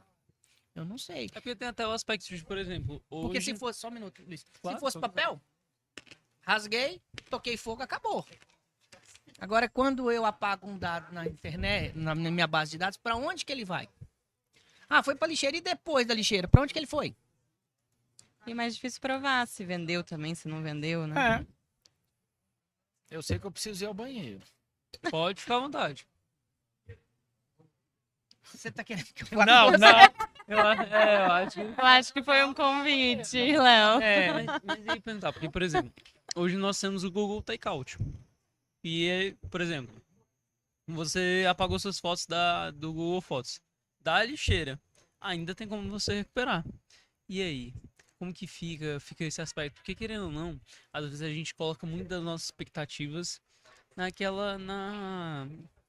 plataforma, né? Como, por exemplo, querendo ou não, muitas coisas erradas saíram da janela anônima, né? Saem da janela anônima. E como que fica essa Ele ainda questão? tá Porque... preocupado com a janela anônima. Ele Não, não, não, não, não. Eu não me Você tá falando Não, isso Ele ainda tá tranquilo. preocupado. de recuperar fotos? Eu baixei, né, aqui ontem, um sistema que recupera as informações do WhatsApp. E Eu, pra tenho- você? eu não sei o nome não, eu tenho que pagar. Não é aplicativo não, né? É um aplicativo. Ih, professor. É um Eu, aplicativo. eu sou da tecnologia, deixa eu avaliar isso. Não, mas é como esse aplicativo aqui, ele É confiável? É, tava não no. sei. Não, na verdade ele tava no aplicativo. Eu imagino como é da Apple, eu baixei ele dentro da loja da Apple, deve ter uma confiança. Mas tá aí a questão. Olha aí a descoberta de conhecimento. Porque, querendo ou não, a gente tende a baixar muitos aplicativos. Só que todos tendem a não serem. Muitos tendem a não ser confiáveis, né? Mas aí a gente avalia ainda mais porque, querendo ou não, o WhatsApp tem uma criptografia muito grande. Então não sei se seria tão interessante ver isso. Porque, por exemplo, tem como a gente baixar conversas antigas, né? Tem como a gente fazer abaixar a nossa conversa. Tipo, por exemplo, você baixa a conversa com seu marido, você com a sua esposa. Tem como, é possível. Mas ter essa recuperação através de um aplicativo externo, acho difícil, porque eles abrirem a criptografia deles para um aplicativo, não sei. Mas fica à vontade, professor. É, não, mas Qualquer coisa, ó, mete a faca. É, não, o que você falou isso e é mais ou menos. Não pode mostrar. Não, não posso mostrar. Agora ele ficou na dúvida. Se posso Será que eu mostrar, tô coerente que eu tô O falando? pessoal vai ter que E ir atrás de aí? uns remédios depois É, dessa depois conversa. vai. Mas é que eu Hã? tô querendo ver aqui o nome. Ele vai baixando, eu não sei o que é que ele baixa. Tem foto, tem vídeo, tem mensagem, Vamos né? ver. E aí ele mostra várias coisas. Aí tem que pagar, né? E eu fiquei na dúvida se baixava ou não. Já sei que eu não vou baixar, vou deletar ele do sistema, que eu não quero saber. Eu acho que ele vai perder mensagem, foto de. É melhor perder as informações do que vir em alguma coisa que não deveria não e sei, perder mas- pior, né? Enfim. Mas, Mas a recuperação de dados, ela é necessária em alguns momentos. porque tá aí a questão. Mas algo que eu queria muito perguntar pra vocês. O que vocês preferem? Se é numa forma de equilíbrio, a gente precisa conscientizar a sociedade, ainda mais os velhinhos. Brincadeira. Porra, Léo. Eu nem sei o que é que eu cheguei agora, mas. É que eu fui recuperar os dados do WhatsApp, achei um aplicativo na Apple Store, e aí o Luiz falou, não faz isso não. Isso não. Já estão Não sei, vendendo não todas sei. as conversas dele por aí. Estão vendendo a minha não faz não. Então não vou nem pagar. Vou deletar o aplicativo. Vai ter todos os contratos milionários que você direciona pra sua conta, vão tudo transferir. Bom, enfim. Mas o que vocês preferem no modo de igualdade? Vocês preferem? Porque eu acho que caminham junto, né? A conscientização e a legislação. O que vocês hoje, tendo em vista a sociedade hoje, o que vocês... Oh, trem. iPad, né, Fé? Aí ficou difícil. Ô, produção. Deu certo aqui. iPad, né? Deu certo, não quebrou não. O vento vai bater. Mas o que vocês tendem a preferir? É uma conscientização da sociedade? Agora eu vou rir. Ah, tá tranquilo. É Desmontou- só 20 mil esse desmontou o telefone. menino, é. Esse microfone. Pode fazer desconto em folha já. Passa o Pix lá direto Tá pra resolvido, live. não quebrou não. Ó, tá inteiro, ó, tá inteiro. Eu tava incomodado, porque ele só tava assim, rapaz. Eu cheguei... O meu tá tortinho também, mas deixa ele aqui, tortinho. É Vai, eles precisam ficar no direcionamento da sua boca, né? Vocês puxam assim. Aí vai, quebra aqui. Ontem lá. Não, mas eu não mexi na capa de cima, não. Eu mexi aqui embaixo, rapaz. Esse é o problema. Aqui embaixo. Eu já entendi, eu já vi aqui, eu já vi. Ontem da Guaxinga foram pedir pra tirar foto. Quebraram o negócio. Eu fiquei. Ai, gente. Esse é o mundo do podcast. Né? Essas risadas. Mas o que vocês têm? Eu vou rir. Não vai. Não, Ele desconcentrou. desconcentrei. O que vocês tendem a preferir? Uma conscientização da sociedade? Uma conscientização. Conscientização da sociedade, uma maior regulamentação. É, Pronto. Aproveita e continua. Não, não, vamos lá. Tem que conscientizar, né? Eu acho que não tem jeito. A conscientização eu acho que é essencial, até porque não adianta nada você ter regulamentação que não gere uma conscientização. Mas a gente tem questões também que a conscientização vem antes da regulamentação. E eu acho importante que isso ocorra também. Eu acho que a educação, como forma geral, ela é importante. Tem a história da lei pegar, né? Agora você vai ficar rindo o tempo inteiro. Ele não pediu risada? Mas Agora ele não quer rir. o problema é ele que só ri agora. Olha lá. E ri de boca cheia, que é o pior. Olha lá. Tá filmando, ela tá filmando, tá vendo? Tá filmando todo mundo. boca Foca cheia, nele. de Por que boca tá, cheia. geral? Foca nele agora. Então a conscientização é importante, a educação é importante. Se não tiver educação, a lei não pega, não tem jeito. Vai comer mais, velho.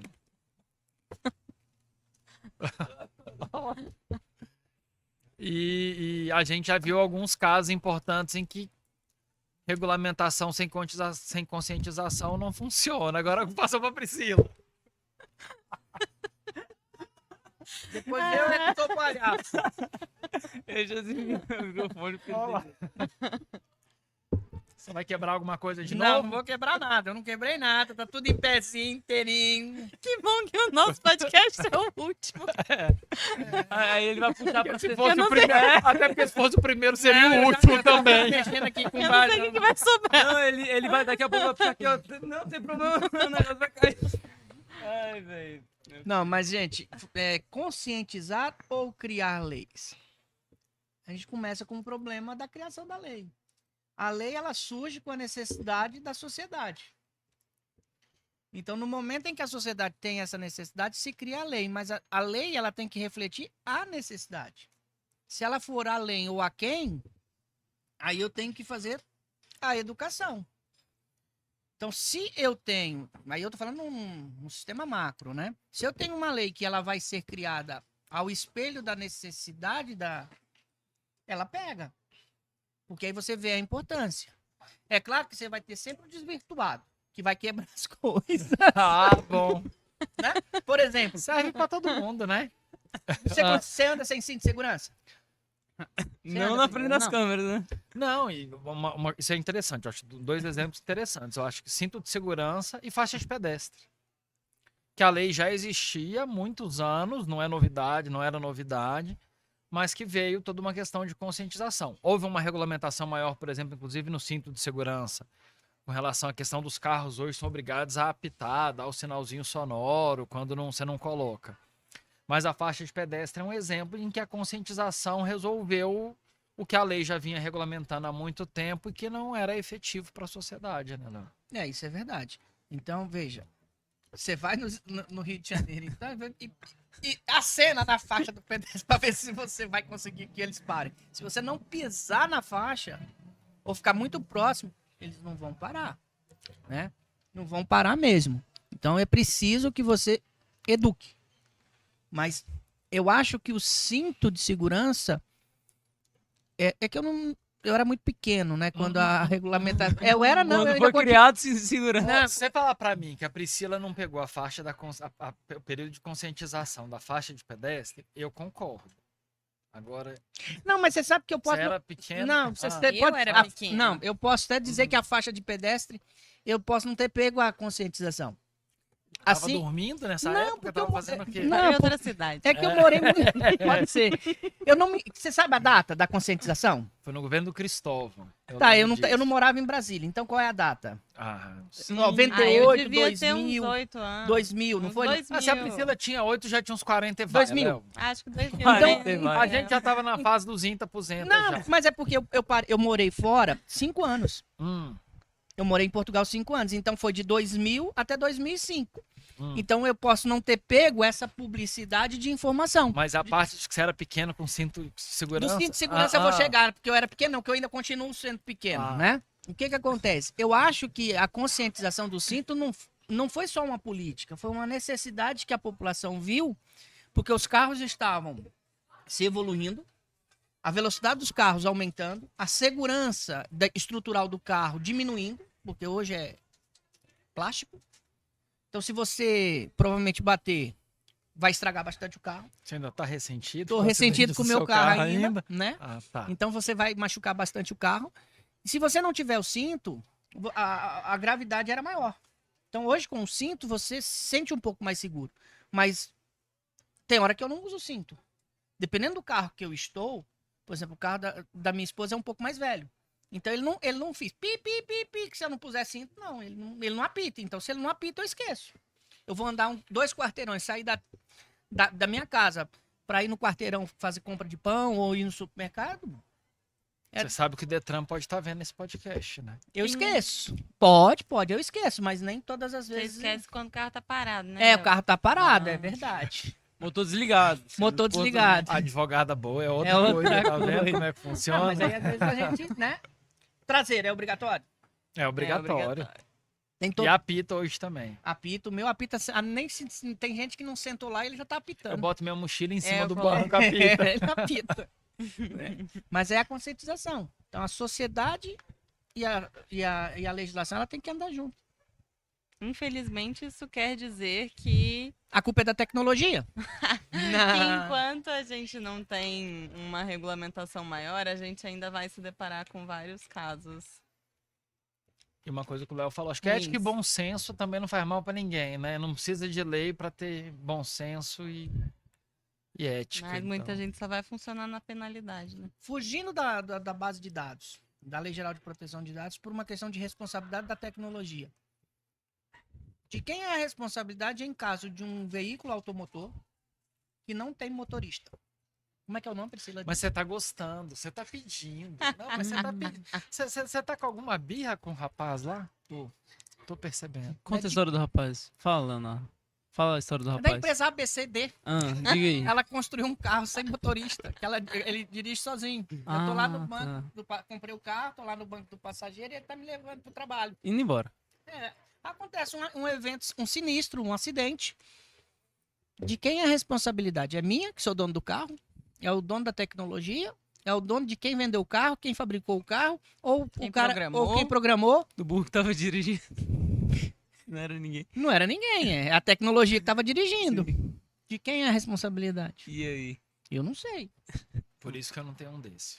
Eu nem tenho dinheiro para isso. Só por isso que eu não tenho um É, desse. tá vendo? Você tem dinheiro, né? Tem. Claro, você é de uma estirpe europeia. Mas é complicado, né, E que gente? gera um impacto nos contratos lá da Priscila, lá que a Priscila falou mais cedo, em que tudo isso é linkado através dos contratos. Com certeza ele deve ter tido um terminho de adesão Com lá certeza quando a pessoa que comprou. comprou disse que estava assumindo a Estava assumindo a responsabilidade. responsabilidade, mas por outro lado, nada impede que ela depois processe a empresa fabricante, o programador, ou quem fez o sensor, se foi por uma falha de um sensor da via, de qualquer questão aí. Então, gera um impacto contratual aí grande também, né, Léo? É difícil para a pessoa comum realmente, na prática, depois conseguir provar essas coisas, né? É muito complexo. E ainda temos a questão do armazenamento da informação. Inclusive da informação do carro que não tem um motorista lá em que sabe para onde você for. Todos os carros hoje mais modernos sabem Sabe pra onde eu exatamente vou. para onde você vai. É. O seu celular traz isso também de forma fácil, de fácil acesso, e que sabe exatamente para onde você foi, quanto tempo você ficou, e que são informações extremamente relevantes. Nós né? temos a Priscila falou, né, da Autoridade Nacional de Proteção de Dados, não foi? Foi A você, ANPD. né? A ANPD. Ela existe. Até pouco tempo atrás ela era subordinada ao governo federal. Estava lá do lado Não era uma autarquia. da né? mesa da presidência, né? Uhum. Hoje ela tem uma certa independência, mas mesmo assim, Tem o quê? Tem 2 anos? Mas a acho lei que é de 2000 e Mas alguma não foi de coisa. imediato. Não foi de imediato, acho que tem A 2 anos. LGPD de É. 18, É, né? entrou em entrou em vigor vigor em 2020, E 20, penalidades 2021. os cargos são eletivos, né? E de tempos em tempos escalonados, não é todo mundo junto para evitar que um governo comande a agência. Uhum. Uhum. Mas eu fico com certos receios, porque os dados estão lá. Os dados estão lá e não são poucos. São muitos dados. Esses dias para trás eu dando aula sobre marcas e patentes. E aí a gente foi fazer uma pesquisa no site do Instituto Nacional da Propriedade Industrial. Eu falei assim, me dê um nome qualquer aí. Aí me deram um nome lá, a gente digitou. Eu tinha a informação quase completa. Quase completa de quem era o dono, quem foi o dono. Eu tinha informação tudo acessível. E aí entra no aspecto de que, por exemplo, a gente que é da área da tecnologia, eu tenho feito 2 graduações, né? Eu faço também segurança da informação. E a gente tem estudado algumas leis, como por exemplo a ISO, que é uma regra de padrões, né? Afim da segurança da informação. Só que, por exemplo, hoje diversas empresas perderam seus dados no decorrer do tempo. Tem até uma loja esportiva online muito grande, que eu já fiz diversas compras, que teve um grande vazamento de dados. Isso num caso brasileiro, né? Só que hoje nós temos sites, temos ferramentas super acessíveis, digitar aqui no celular, você vai ter a possibilidade de puxar os dados da pessoa baseado em todos os vazamentos de dados. Mas e aí? Porque, querendo ou não, nós nos tornamos reféns. E não tem como a gente ter um equilíbrio nisso tudo. Quem é o culpado? Quem que é o responsável? Eu posso processar quem? Porque fica muito difícil da gente abrir uma investigação e descobrir a origem de tudo isso, quem vazou os dados. Mas e aí? Eu devo processar a empresa? Devo procurar uma forma de investigação? O que vocês pensam nesse sentido, né? Porque, querendo ou não, torna-se um grande banco de dados de informações vazadas, até informações ainda mais pessoais, como, por exemplo, placa do carro, onde trabalha, cargos e afins. E você... CPF, né? Não, CPF CPF é uma mais vez, fácil, isso né? daí não foi, isso daí é bem real, por exemplo. Foi uma vez a gente mexe com muita tecnologia e me mandaram um e-mail ameaçando, falando de uma forma de tentativa de golpe, tava meu nome e CPF completo. Mas por saber que isso daí é uma tentativa de golpe, é muito tranquilo. E aí, por exemplo, não é difícil, mas hoje é muito fácil você conseguir esconder, mascarar o e-mail. Então, por exemplo, eu posso mandar um e-mail, por exemplo, pro professor Aquino, com o arroba por exemplo, da Microsoft. Não é difícil, porque eu consigo mascarar, isso é possível. Tem ferramentas para fazer essa forma de esconder, né? E aí, querendo ou não, todos nós nos tornamos reféns, mas quem que eu devo procurar, quem que eu devo ir atrás? O que vocês pensam mais ou menos nesse sentido? Porque fica complicado, fica complexo, né? E agora a gente ainda tinha a confiança quando era voz, mas a gente tem várias Não dá IAs que vão mais. gerar a sua voz igual. Esqueci o Nossa, nome pois de é. uma recente agora, que é da OpenAI. Que Legal. eles estão Não- testando Hum, e já está aberto para uso para algumas pessoas. Acho que ainda está numa fase sei. beta, eles não liberaram ainda, porque realmente, com qualquer áudio de 10 segundos, você consegue gerar a voz da pessoa perfeita. Nossa. Então, É mesmo. aí se você liga para confirmar, Imagina. imagina. Pois é. Então, acho que é um paradoxo. Quanto mais a gente avança, menos a gente vai confiar na tecnologia. Vai ser. Então, agora eu só acredito se pedir pessoalmente. Não, vai ser tão legal, vou mandar áudio. vivo, né? Não, Uhum. se a gente for parar pra pensar, essa semana teve a história do morto velhinho no banco, morto Nossa, gente. em que levaram um Não senhor pode, né? morto pra assinar um documento, um empréstimo no banco. Então, nem ao vivo pode? mais tá dando, Nem- Priscila, tá difícil. É difícil. É. Não, eu vou ficar super feliz quando isso daí sair, aí eu vou mandar uns áudios autorizando Pix, como o professor Leonardo Aquino, que aí tem muita conta ainda, tem muito isto ainda pra acabar. Não, ó, por outro lado, a gente tem que pensar numa coisa. Os métodos de verificação também têm melhorado muito. Então, cada vez mais a gente tem ou métodos de senha ou métodos de reconhecimento por digital, por rosto, por leitura, tá, do olho. Então, cada vez mais a gente tem métodos de verificação e é uma corrida de gato e rato, né? Não tem muito jeito. Então, cria-se um método de verificação, quase que instantaneamente cria-se um método de burlar a verificação. E a tecnologia é assim, não tem. Mas respondendo, Luiz, a sua pergunta, a primeira coisa, que se você achou que caiu num golpe ou está tendo uma tentativa de golpe, é procurar a Polícia Civil. A Polícia Civil no Distrito Federal ela tem uma delegacia de crimes cibernéticos. O problema é a comprovação do crime, aí eles vão ter que fazer uma investigação, apurar se realmente isso é uma conduta irregular, ilícita, mas havendo isso, não ter medo. Né? Às vezes você se entra em uma enrascada e não quer que isso se torne público, mas você tem que informar as forças policiais, porque você não é o primeiro. E você não vai ser o último. né? Então, às vezes, no escritório aparece lá com um colega da área criminal, alguns clientes, dizendo, olha, eu troquei mensagens assim, assim, assado, e agora tem a pessoa dizendo que ela era menor de idade, ou que tem pra gente conversar porque é da polícia. A polícia não vai mandar nada dessa forma, né? Se ela vai aparecer lá na tua casa batendo, apresentando a face e te levando. Pode entrar, te levando, né? Ela não vai mandar aviso. Se você não me procurar, eu vou te processar. Não tem isso. E não vão acordado num bom dia, né? Às vezes dá, às vezes é com carinho. Às vezes é com velho. carinho. Não, dependendo da situação, não é nada violento, né? Depende da infração que você tiver cometido, do risco que você apresenta para a sociedade, né? Então aí, normalmente vai cedinho, porque te pega de pijama, né? Tem que te pegar de pijama para você não se esconder. Mas às vezes tem uns que se escondem debaixo da cama, dentro do guarda-roupa, dentro da caixa d'água, né? Mas essa forma. Na linha de trem. Gente, eu não tô entendendo. Por que eu agora? Não sei. É um mix de possibilidades. que Né? tá Você tá pensando aí na pensando. necessidade? Não, Então pronto. eu nem de pijama eu durmo. Aí, ó, tá vendo? Eles vão Isso conectar pra amigo os Vitor. banquinhos. Qualquer coisa a gente Liga pro Vitor. É Ah. verdade. Qualquer coisa a gente liga pro doutor Vitor Mineiro. Né? Mas essa questão é buscar a polícia. E você concorda com isso, Priscila? Ou você acha que a gente... Pra quem que eu vou apontar o dedo primeiro?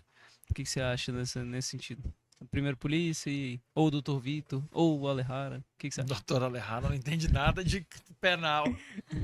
Eu sugiro que se estiver com problema, procure o Vitor. Ah, tá bom. Você não sabe quem é Vitor, né? Sei. Ai, Não, já tive palestra com ele, foi super aí, tá interessante. vendo? Você acha que... Eu não vou... Better não- call Vitor. Não vou. Não, mas eu sei que qual que é o Vitor.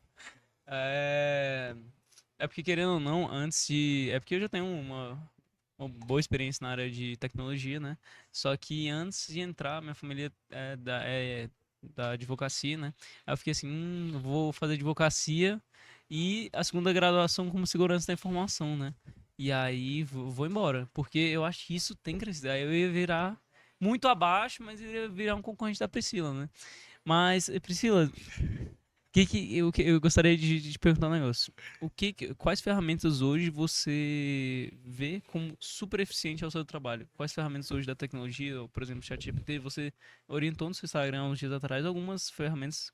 Quais que você usa no sentido dos processos e afins?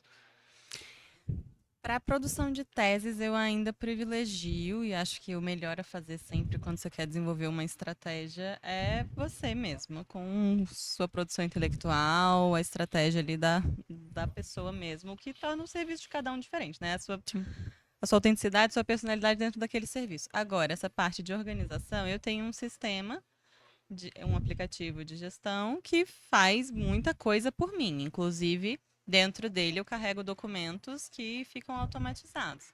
Então, se chega um cliente para mim e aí eu quero pedir que assine procuração, assine contrato, não sei o quê, a gente já tem um modelo lá que às vezes a gente precisa ajustar, mas no geral é sempre mais ou menos a mesma coisa. E aí a gente só coloca os dados essenciais para o contrato e imprimo e envio para... Não imprimo se a pessoa estiver lá no escritório, né? Porque às vezes ainda tem muito cliente que prefere. Priscila. Então tem muito cliente que ainda prefere fazer esse contato presencial. Então, se está lá no escritório, imprimo e entrego direto na mesma reunião. Se está externo, a gente envia. E a gente vai fazendo as petições que são comuns também no dia a dia, no geral, por meio desse sistema. Agora, há algumas coisas que eu gosto de usar. ChatGPT, por exemplo. Então, quando a gente está construindo uma tese, e se eu quero que essa tese tenha os melhores resultados possíveis, eu acho interessante, sem colocar os dados específicos do processo, só colocando a tese jurídica, jogar em certas inteligências, como o ChatGPT, e questionar eventuais brechas ou eventuais problemas que essa tese possa apresentar, porque a gente vai tendo uma leitura viciada, né? Então, se você está ali produzindo, às vezes você pensa, não, tá tudo certo, quando na verdade você deixou passar alguma coisa importante. Então, eu acredito que é relevante ter o uso da inteligência artificial com esse outro olhar. Então, gosto disso, gosto também para preparar perguntas para audiência de instrução e julgamento, porque aí a gente pode pensar, colocar ali, né, criar uma persona dentro desses chats para pensar como se fosse a testemunha. Então, a gente consegue ter um olhar diferente do meu olhar que já está Sim. viciado na lei, né? Então eu gosto de fazer isso como teste, né? Como se fosse um debate. Porque aí eu vou ver, de repente, com uma acurácia melhor do que eu pensando sozinha, o que, de acordo com aquela situação, de repente pode ser relevante de ser perguntado, onde eu posso encontrar uma brecha melhor. Eu gosto de usar isso. Para produção de conteúdo, eu acredito que o ChatGPT também é muito útil. Então, aos poucos eu vejo maior relevância da gente usar a tecnologia para ter uma presença digital. O meu escritório ainda tem ali uma maioria de clientes que vem do nosso conhecimento offline, né? Então é ali do dia a dia mesmo de networking presencial, mas a gente vem migrando, não acredito que a gente vai substituir, mas eu acho que é relevante a gente aumentar a nossa presença online, e aí por isso estou inclusive nessa iniciativa, porque o cliente talvez não te contrate pelo online, mas o online corrobora com a credibilidade que você tem. Então, isso pode validar e ajudar, né, incentivar a pessoa em algum momento, porque ali ela te conhece melhor. Então, acredito que faz parte da nossa credibilidade pensar em como a gente se posiciona online também. Então, essa parte de produzir conteúdo não é uma parte natural para mim. Não acho fácil produzir conteúdo. Então, é legal também para pensar em ideias, né? Do que fazer, como fazer. E meu escritório é um escritório que não tem muitas pessoas. E eu acho que a tecnologia nos permite competir melhor também com escritórios de médio e grande porte, porque eu tenho uma equipe reduzida e eu não tenho as pessoas. Por exemplo, eu faço muito serviço administrativo no meu escritório também. E se eu puder diminuir o tempo que eu gasto com isso, para focar mais no meu relacionamento com os clientes, para que melhore a experiência deles, para que eu também consiga ter uma presença maior externa e em eventos e em contato com as pessoas que eu preciso estar, seja para ter mais resultado, seja também para capacitação, eu preciso enxugar, né, essas rotinas do escritório. Eu gosto muito de usar o Notion no escritório Muito também. bom. Adoro ferramenta. Então, em termos de organização, eu acredito que ele é muito bom. A IA deles eu acho legal também. Essa questão das tabelas. Porque eu vejo, às vezes, muitas petições que a gente lê, né, dos adversários e que ficam muito confusas. E o pessoal escrevendo um tanto de coisa, a gente sabe que o judiciário cada dia quer ler menos, porque tem muito processo. Então, eu acredito, quanto mais sucintos nós formos e mais claros e objetivos, melhor para a gente conseguir ter bons resultados na nossa atuação jurídica.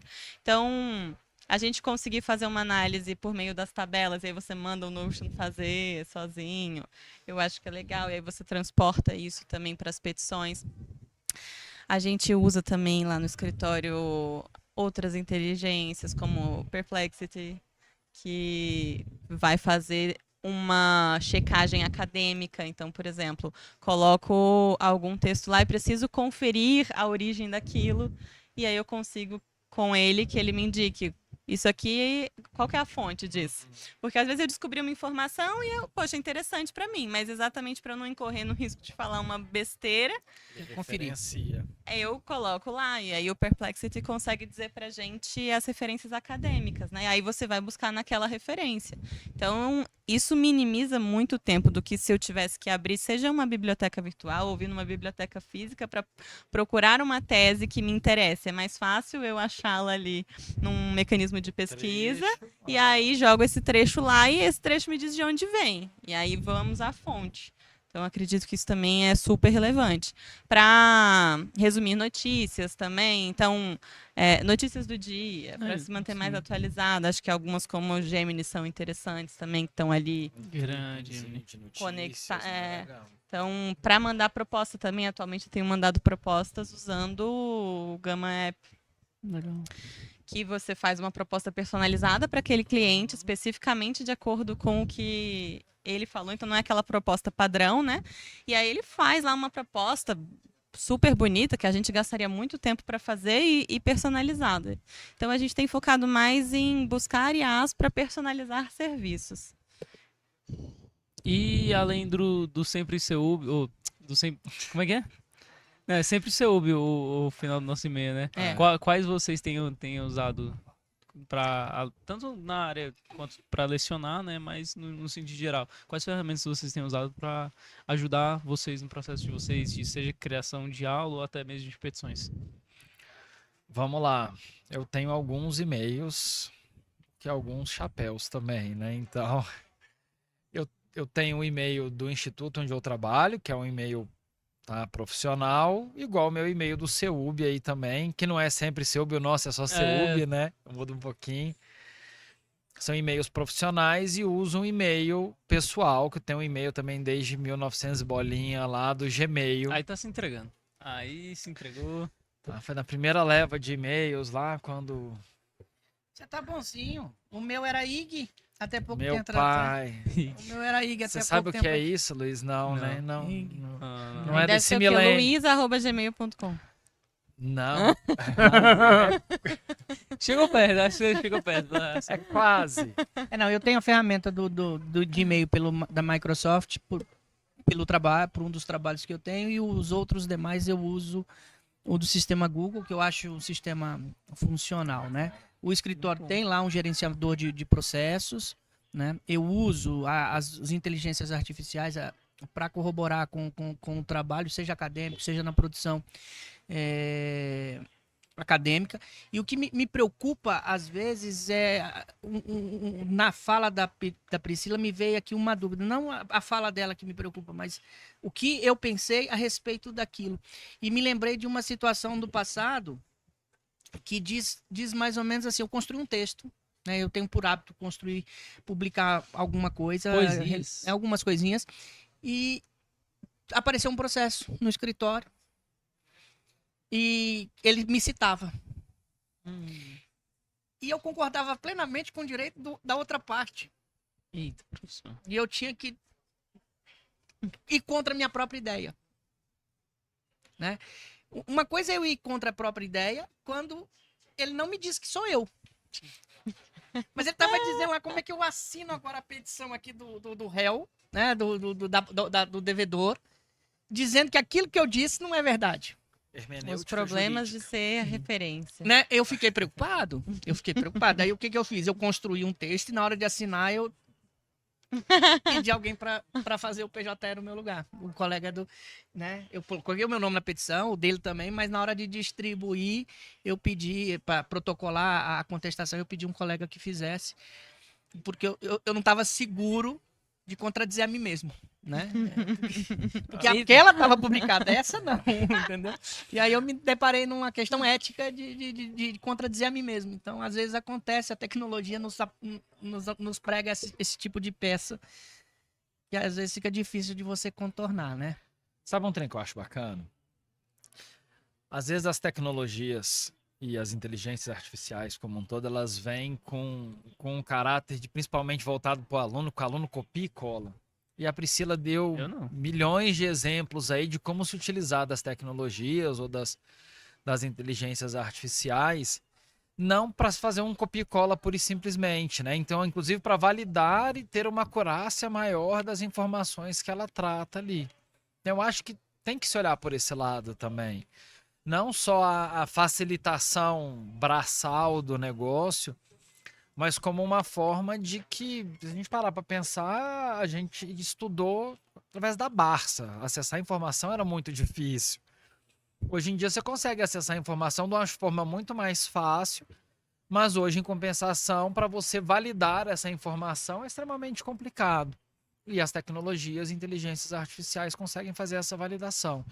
Então, pode-se utilizar como qualquer tecnologia para o bem ou para o mal, ou de uma forma melhor ou pior, como você pode utilizar uma inteligência artificial para validar informações, ou para referenciá-las da melhor forma possível, ou para buscá-las, acessá-las de uma forma mais ágil, mas sem o crivo ali do advogado trabalhando e construindo suas teses.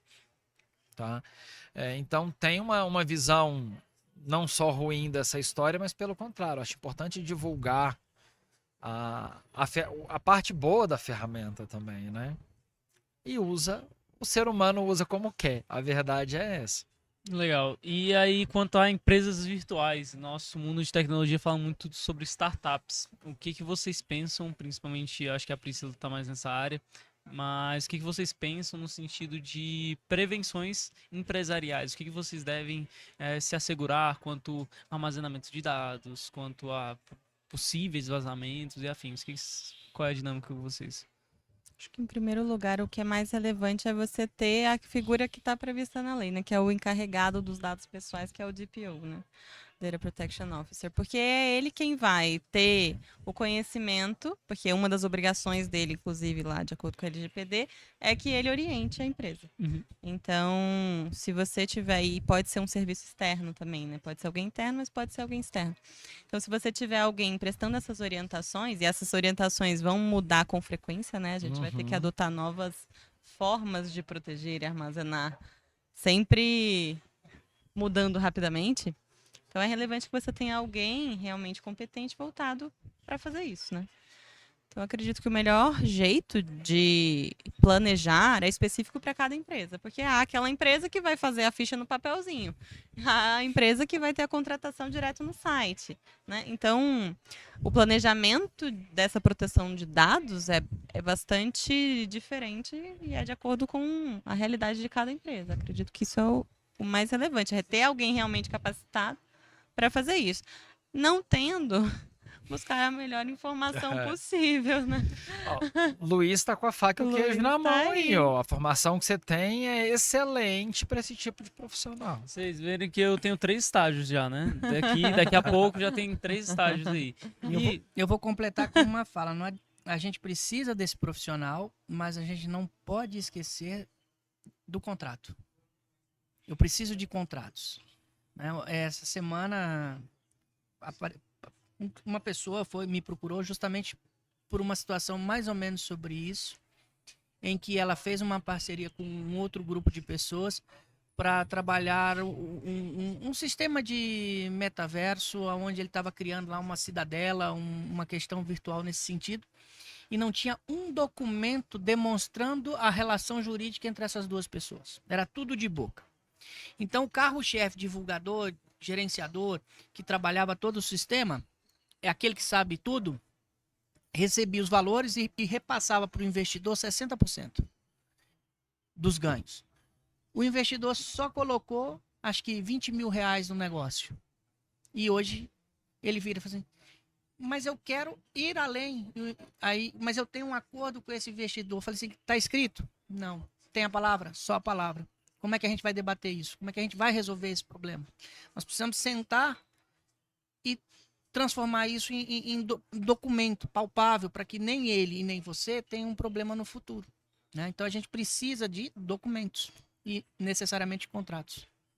Para que a gente fique até com o encarregado, eu tenha um documento que prove que ele é o encarregado.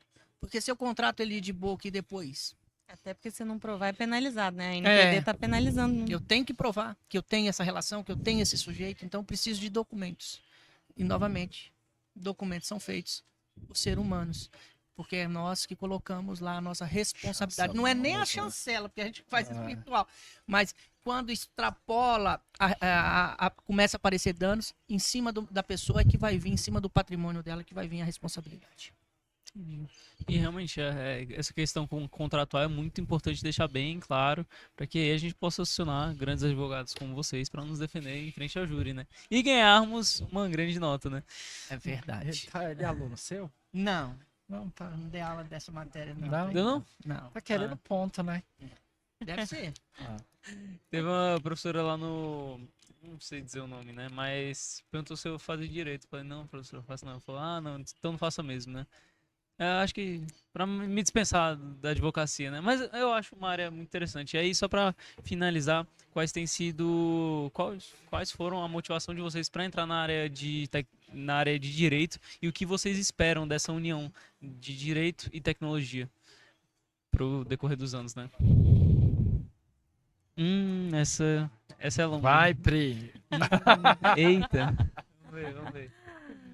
A minha motivação para entrar na advocacia, além de eu ter família na área, é que eu acredito que as minhas habilidades coadunam com a advocacia.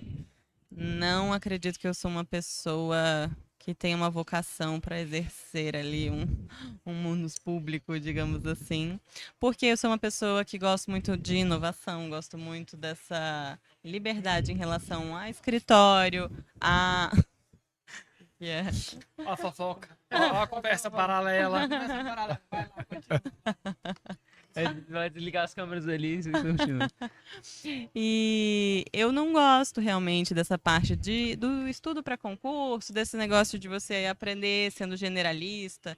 Então, eu acredito que estudar mais profundamente uma área específica com a qual eu vou atuar e eu realmente Se identifica. vou me identificar com aquela área plenamente, eu acredito que isso me traz um propósito maior. Legal. E aí, juntando, né, a tecnologia com a advocacia, eu sempre fui entusiasta, né, da tecnologia, tudo que eu podia, eu mexia com tecnologia, e quando eu pude unir os dois, né, pensando em um ajudar o outro e mexer mais com essa área de direito digital, isso realmente me trouxe um propósito maior de que dá para unir, né, essas duas coisas que eu mexo. Isso também pode gerar melhor resultado na minha advocacia, porque a gente também busca fazer jurimetria. Hoje em dia, então, você consegue... Uma coisa que sempre me incomodou muito na advocacia era eu não poder dizer para o cliente qual é a chance de êxito. E aí você não tem a menor Uma ideia. matriz de risco mais acertada, Exato. bacana. Então, eu acredito que com a tecnologia isso me permite ter uma advocacia com um desempenho muito mais alto,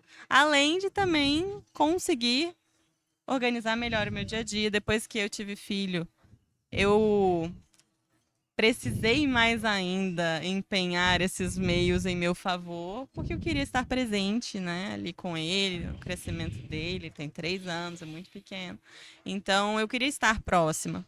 Eu acredito que a advocacia me permite isso, né? Então, há uma flexibilidade muito grande. E eu realmente olho o lado positivo. Então, eu acredito que há muito que a tecnologia pode fazer por nós e que, no fim das contas, se nós conseguirmos, né, evitar esses vazamentos, tendo realmente eficácia na nossa proteção de dados, ela é muito positiva e fazê-la trabalhar por nós me anima. O professor Aquino Vai Jogando ficar a com bola, errado, rolou. eu não comecei, eu termino. faz sentido. Ele deve ter uma Faz frase de muito efeito. sentido. Ah, Possivelmente. Prepara uma frase de efeito, Léo. eu? É, Não, o Léo, que ele vai acabar. Ah, você vai terminar com uma frase de efeito? provavelmente sim ou não. É isso que me É dá que eu- medo. Ah, Pera aí, deixa eu usar a inteligência artificial Eu acho que aqui ele tá assistindo muito pra coach. fazer, ó. Pera aí, vamos lá. Como concluir um Você podcast com uma frase de é, impacto? vamos lá. Frase de impacto para concluir um podcast. Mas você consegue. Ó, professor, mas aí você vai ter que focar em uma das câmeras, tá? Não, eu tô Vai pôr o pedindo. foco nele. Eu tô pedindo a inteligência artificial aqui. Vamos ver como que ele faz. Vamos lá. ver. Mas você não falou ainda. Tem que então terminar aí. Um pouco do que a Priscila falou, eu acho que assim, eu digo que o direito é um fofoqueiro, porque ele se mete na vida de todo mundo. Então eu acho muito bacana isso do direito, dele permear diversas outras ciências e diversas outras áreas. O direito regula todas as áreas da vida em sociedade, basicamente. E hoje eu trabalho com uma área que eu acho que é muito interessante, que são projetos de desenvolvimento sustentável, que inclusive são poucos vistos e ditos na área do direito, e que faço o que gosto hoje, acho que me encontrei, saí de uma advocacia de litígio, de tribunal, e faço hoje muito mais um papel de consultor. Então trabalho com projetos na área de agricultura de baixo carbono, compensações, com a área de direito ambiental um pouquinho, tá? Então eu acho interessante isso, em que se eu tivesse, eu acho também, num cargo público, eu estaria mais restrito de atuar, com uma amplitude mais restrita um pouquinho. venho de uma família de servidores públicos, tá? Então, venho da família do empregado público, de uma servidora pública, mas me encantou a liberdade da iniciativa privada, a liberdade que a advocacia te proporciona. Não é fácil, toda a liberdade vem com responsabilidades e com questões que se tem a resolver, mas eu acho que trabalhar com direito é muito bacana, justamente por permear diversas áreas, e a advocacia te dá uma liberdade maior de escolha de atuação e de conduzir um pouco mais os caminhos que você quer seguir. Com relação à parte de tecnologia, as ferramentas estão aí para ajudar realmente. Como eu falei, eu comecei a fazer como menor aprendiz lá na datilografia, agora não erro mais, Léo, tá vendo? Tem um corretor, né? Tá vendo? E a gente vê isso cada dia mais melhorando e acrescentando com um bom uso, como Priscila muito bem falou, tá, dessas tecnologias para que a gente possa, tá, da forma mais eficaz possível, mais ética possível, se utilizar das realidades que estão chegando. Não adianta a gente brigar contra, não adianta a gente tentar um retrocesso, que elas estão aí, são mais fortes do que as nossas vontades, efetivamente. Com você. Não solta a frase de efeito agora, não. Não, eu tô, tem. eu tô Fala, a tem. gente vai pras considerações, Eu termina. tô pensando aqui- Dá o tchau Eu aí. pensei que fosse pro Você comercial. É. A pergunta foi mais ou menos assim, o que me trouxe ao direito, né? Isso, e O ônibus. Você quer a verdade ou você quer a mascarada? foi a pé. Não, tá certo. Não, na verdade, o direito, ele veio por uma opção mercadológica, né? Eu sou de uma cidade do interior de Minas, em que lá tinha 2 ou 3 cursos de graduação e na região limítrofe mais 2 ou 3. E por uma opção geográfica, né, e de condições econômicas financeiras à época, eu falei assim, não, eu vou fazer direito. E fiz o direito. E nesse sentido, durante a faculdade, eu me apaixonei com a ideia de difundir o conhecimento, né? E ao difundir o conhecimento, eu fui trabalhar em algumas empresas e logo depois eu me enveredei para o mestrado e sempre na área empresarial. Então, a ideia básica do que me puxou para o direito é justamente conscientizar, né, a necessidade de você ter profissionais trabalhando nas diversas áreas, sabendo da existência das normas a serem cumpridas, né? Porque empresa, ela visa lucro. Ela visa lucro. Ela tem que respeitar as leis? Tem. Mas ela visa lucro. Então ela tem que andar nesses dois celeiros de forma adequada, né? Então, a ideia de educar, a ideia de mostrar e de defender as ideias de empresa sempre foi um norte na minha formação acadêmica. Desde do 3º ou 4º ano de faculdade eu venho trilhando esse caminho da empresa. E como consequência veio a Lei Geral de Proteção de Dados, na qual eu já conhecia a lei europeia, né, fomentar ainda mais essa necessidade de você alertar e demonstrar para as empresas de tamanhos variados a importância de proteger as informações que ele tem e o tanto que elas são importantes para o sistema, não só econômico como social, né, e nas diversas gamas. Então foi nesse sentido que eu interlocutei, fiz a conexão entre o direito e as novas tecnologias. Interessante. Então, o papo foi maravilhoso. Eu adorei. Teve muitas risadas. Eu ainda tentei dar uma segurada. Você quer a frase de Não, efeito? ainda não. Pera aí, só deixa eu agradecer aqui. Considerações finais, Luiz Eduardo Alejara. Passo minhas suas palavras. Muito Ótimo. bom. Ah, Considerações finais, Leonardo Aquino, calma. Considerações. Priscila. A gente já não fez? eu também. Eu também achei que tinha feito, mas então vamos lá. É o Não, seguinte, pera aí que a vamos- gente tem que vamos- agradecer vamos- os patrocinadores. Ah, Calma então aí. então Isso, vamos agradecer. agradece os É patrocinadores. pior que vocês querem agradecer, E a gente mandar um vai beijo pra bagunçar no esposa. final. É o último mesmo, nós já estamos quebrando tudo e bagunçando. eu já quebrei o Eu microfone nem sei o aqui. que você vai falar. É. Mas- Então, peraí. Mostra. Então, já... A inteligência artificial que criou. Que bom que é o Léo que Olha, vai falar. Com Vou você- te mostrar. Agradece os patrocinadores. Você tem certeza que você quer agradecer? Qualquer coisa você corta. Gente, então vamos lá. Pessoal, esse foi o último episódio. Cadê? Tá aqui. Esse foi o último episódio do MovasCast, neste evento de tecnologia promovido pelo Diretório Central dos Estudantes do Uniceub. Movas Tech, a Moves, essa diretoria que tem feito muito, nós temos trabalhado muito para proporcionar o melhor. Tivemos um bate-papo muito interessante, com grandes risadas. Eu tô sentindo que ele tá querendo rir, mas vamos dar uma segurada. Tá falando? E foi muito bom ter a presença deles aqui, a audiência de todos vocês. Agradecer aos nossos patrocinadores. Tava bom, Luiz Eduardo? Também Tava dois. bom? Não, tem mais ali. Faltou mas- pra mim. Só teve faltou um. pra mim também, eu só tomei um Ó, só. eu tomei dois. Então. Ó, Mas o salgadinho eu comi todo. Ó, vamos, cadê o carro da Red Bull aqui? Estamos precisando. Porque aqui o trem é bom demais. Exime Cacau esteve conosco, não esteve conosco aqui, porque a gente comeu tudo. Foi maravilhoso. Segredo Mineiro também esteve aqui conosco. Muito obrigado a vocês que acreditaram na gente, vocês, professores, que também acreditaram nessa proposta, esse formato.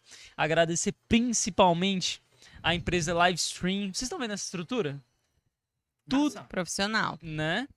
Tudo foi proporcionado por uma grande empresa chamada Livestream, de um grande amigo meu que nos ofereceu isso, nos ofertou em forma de amor e nos possibilitou, acreditou na nossa proposta de trazer o conhecimento da tecnologia através de novos temas e principalmente através do podcast. Nós agradecemos muito a Livestream, essa empresa que é referência no mercado e vai continuar sendo, porque são esse tipo de gestos de acreditar em pequenos propósitos que levam a grandes lugares. Bom, muito obrigado, gratidão e Leonardo Aquino, o foco é seu, é essa daqui. Olha, não acredite tudo que você lê na inteligência artificial, não. Eu pedi aqui, construa uma frase de efeito para terminar um podcast. E a frase que ele me deu foi: desligue os fones de ouvido, mas nunca desligue a sede de conhecimento. Ou seja, se desligar o fone de ouvido, você não vai ouvir a gente, gente. Um abraço. Então é isso, valeu, muito obrigado, pessoal. Até logo, valeu. Tchau.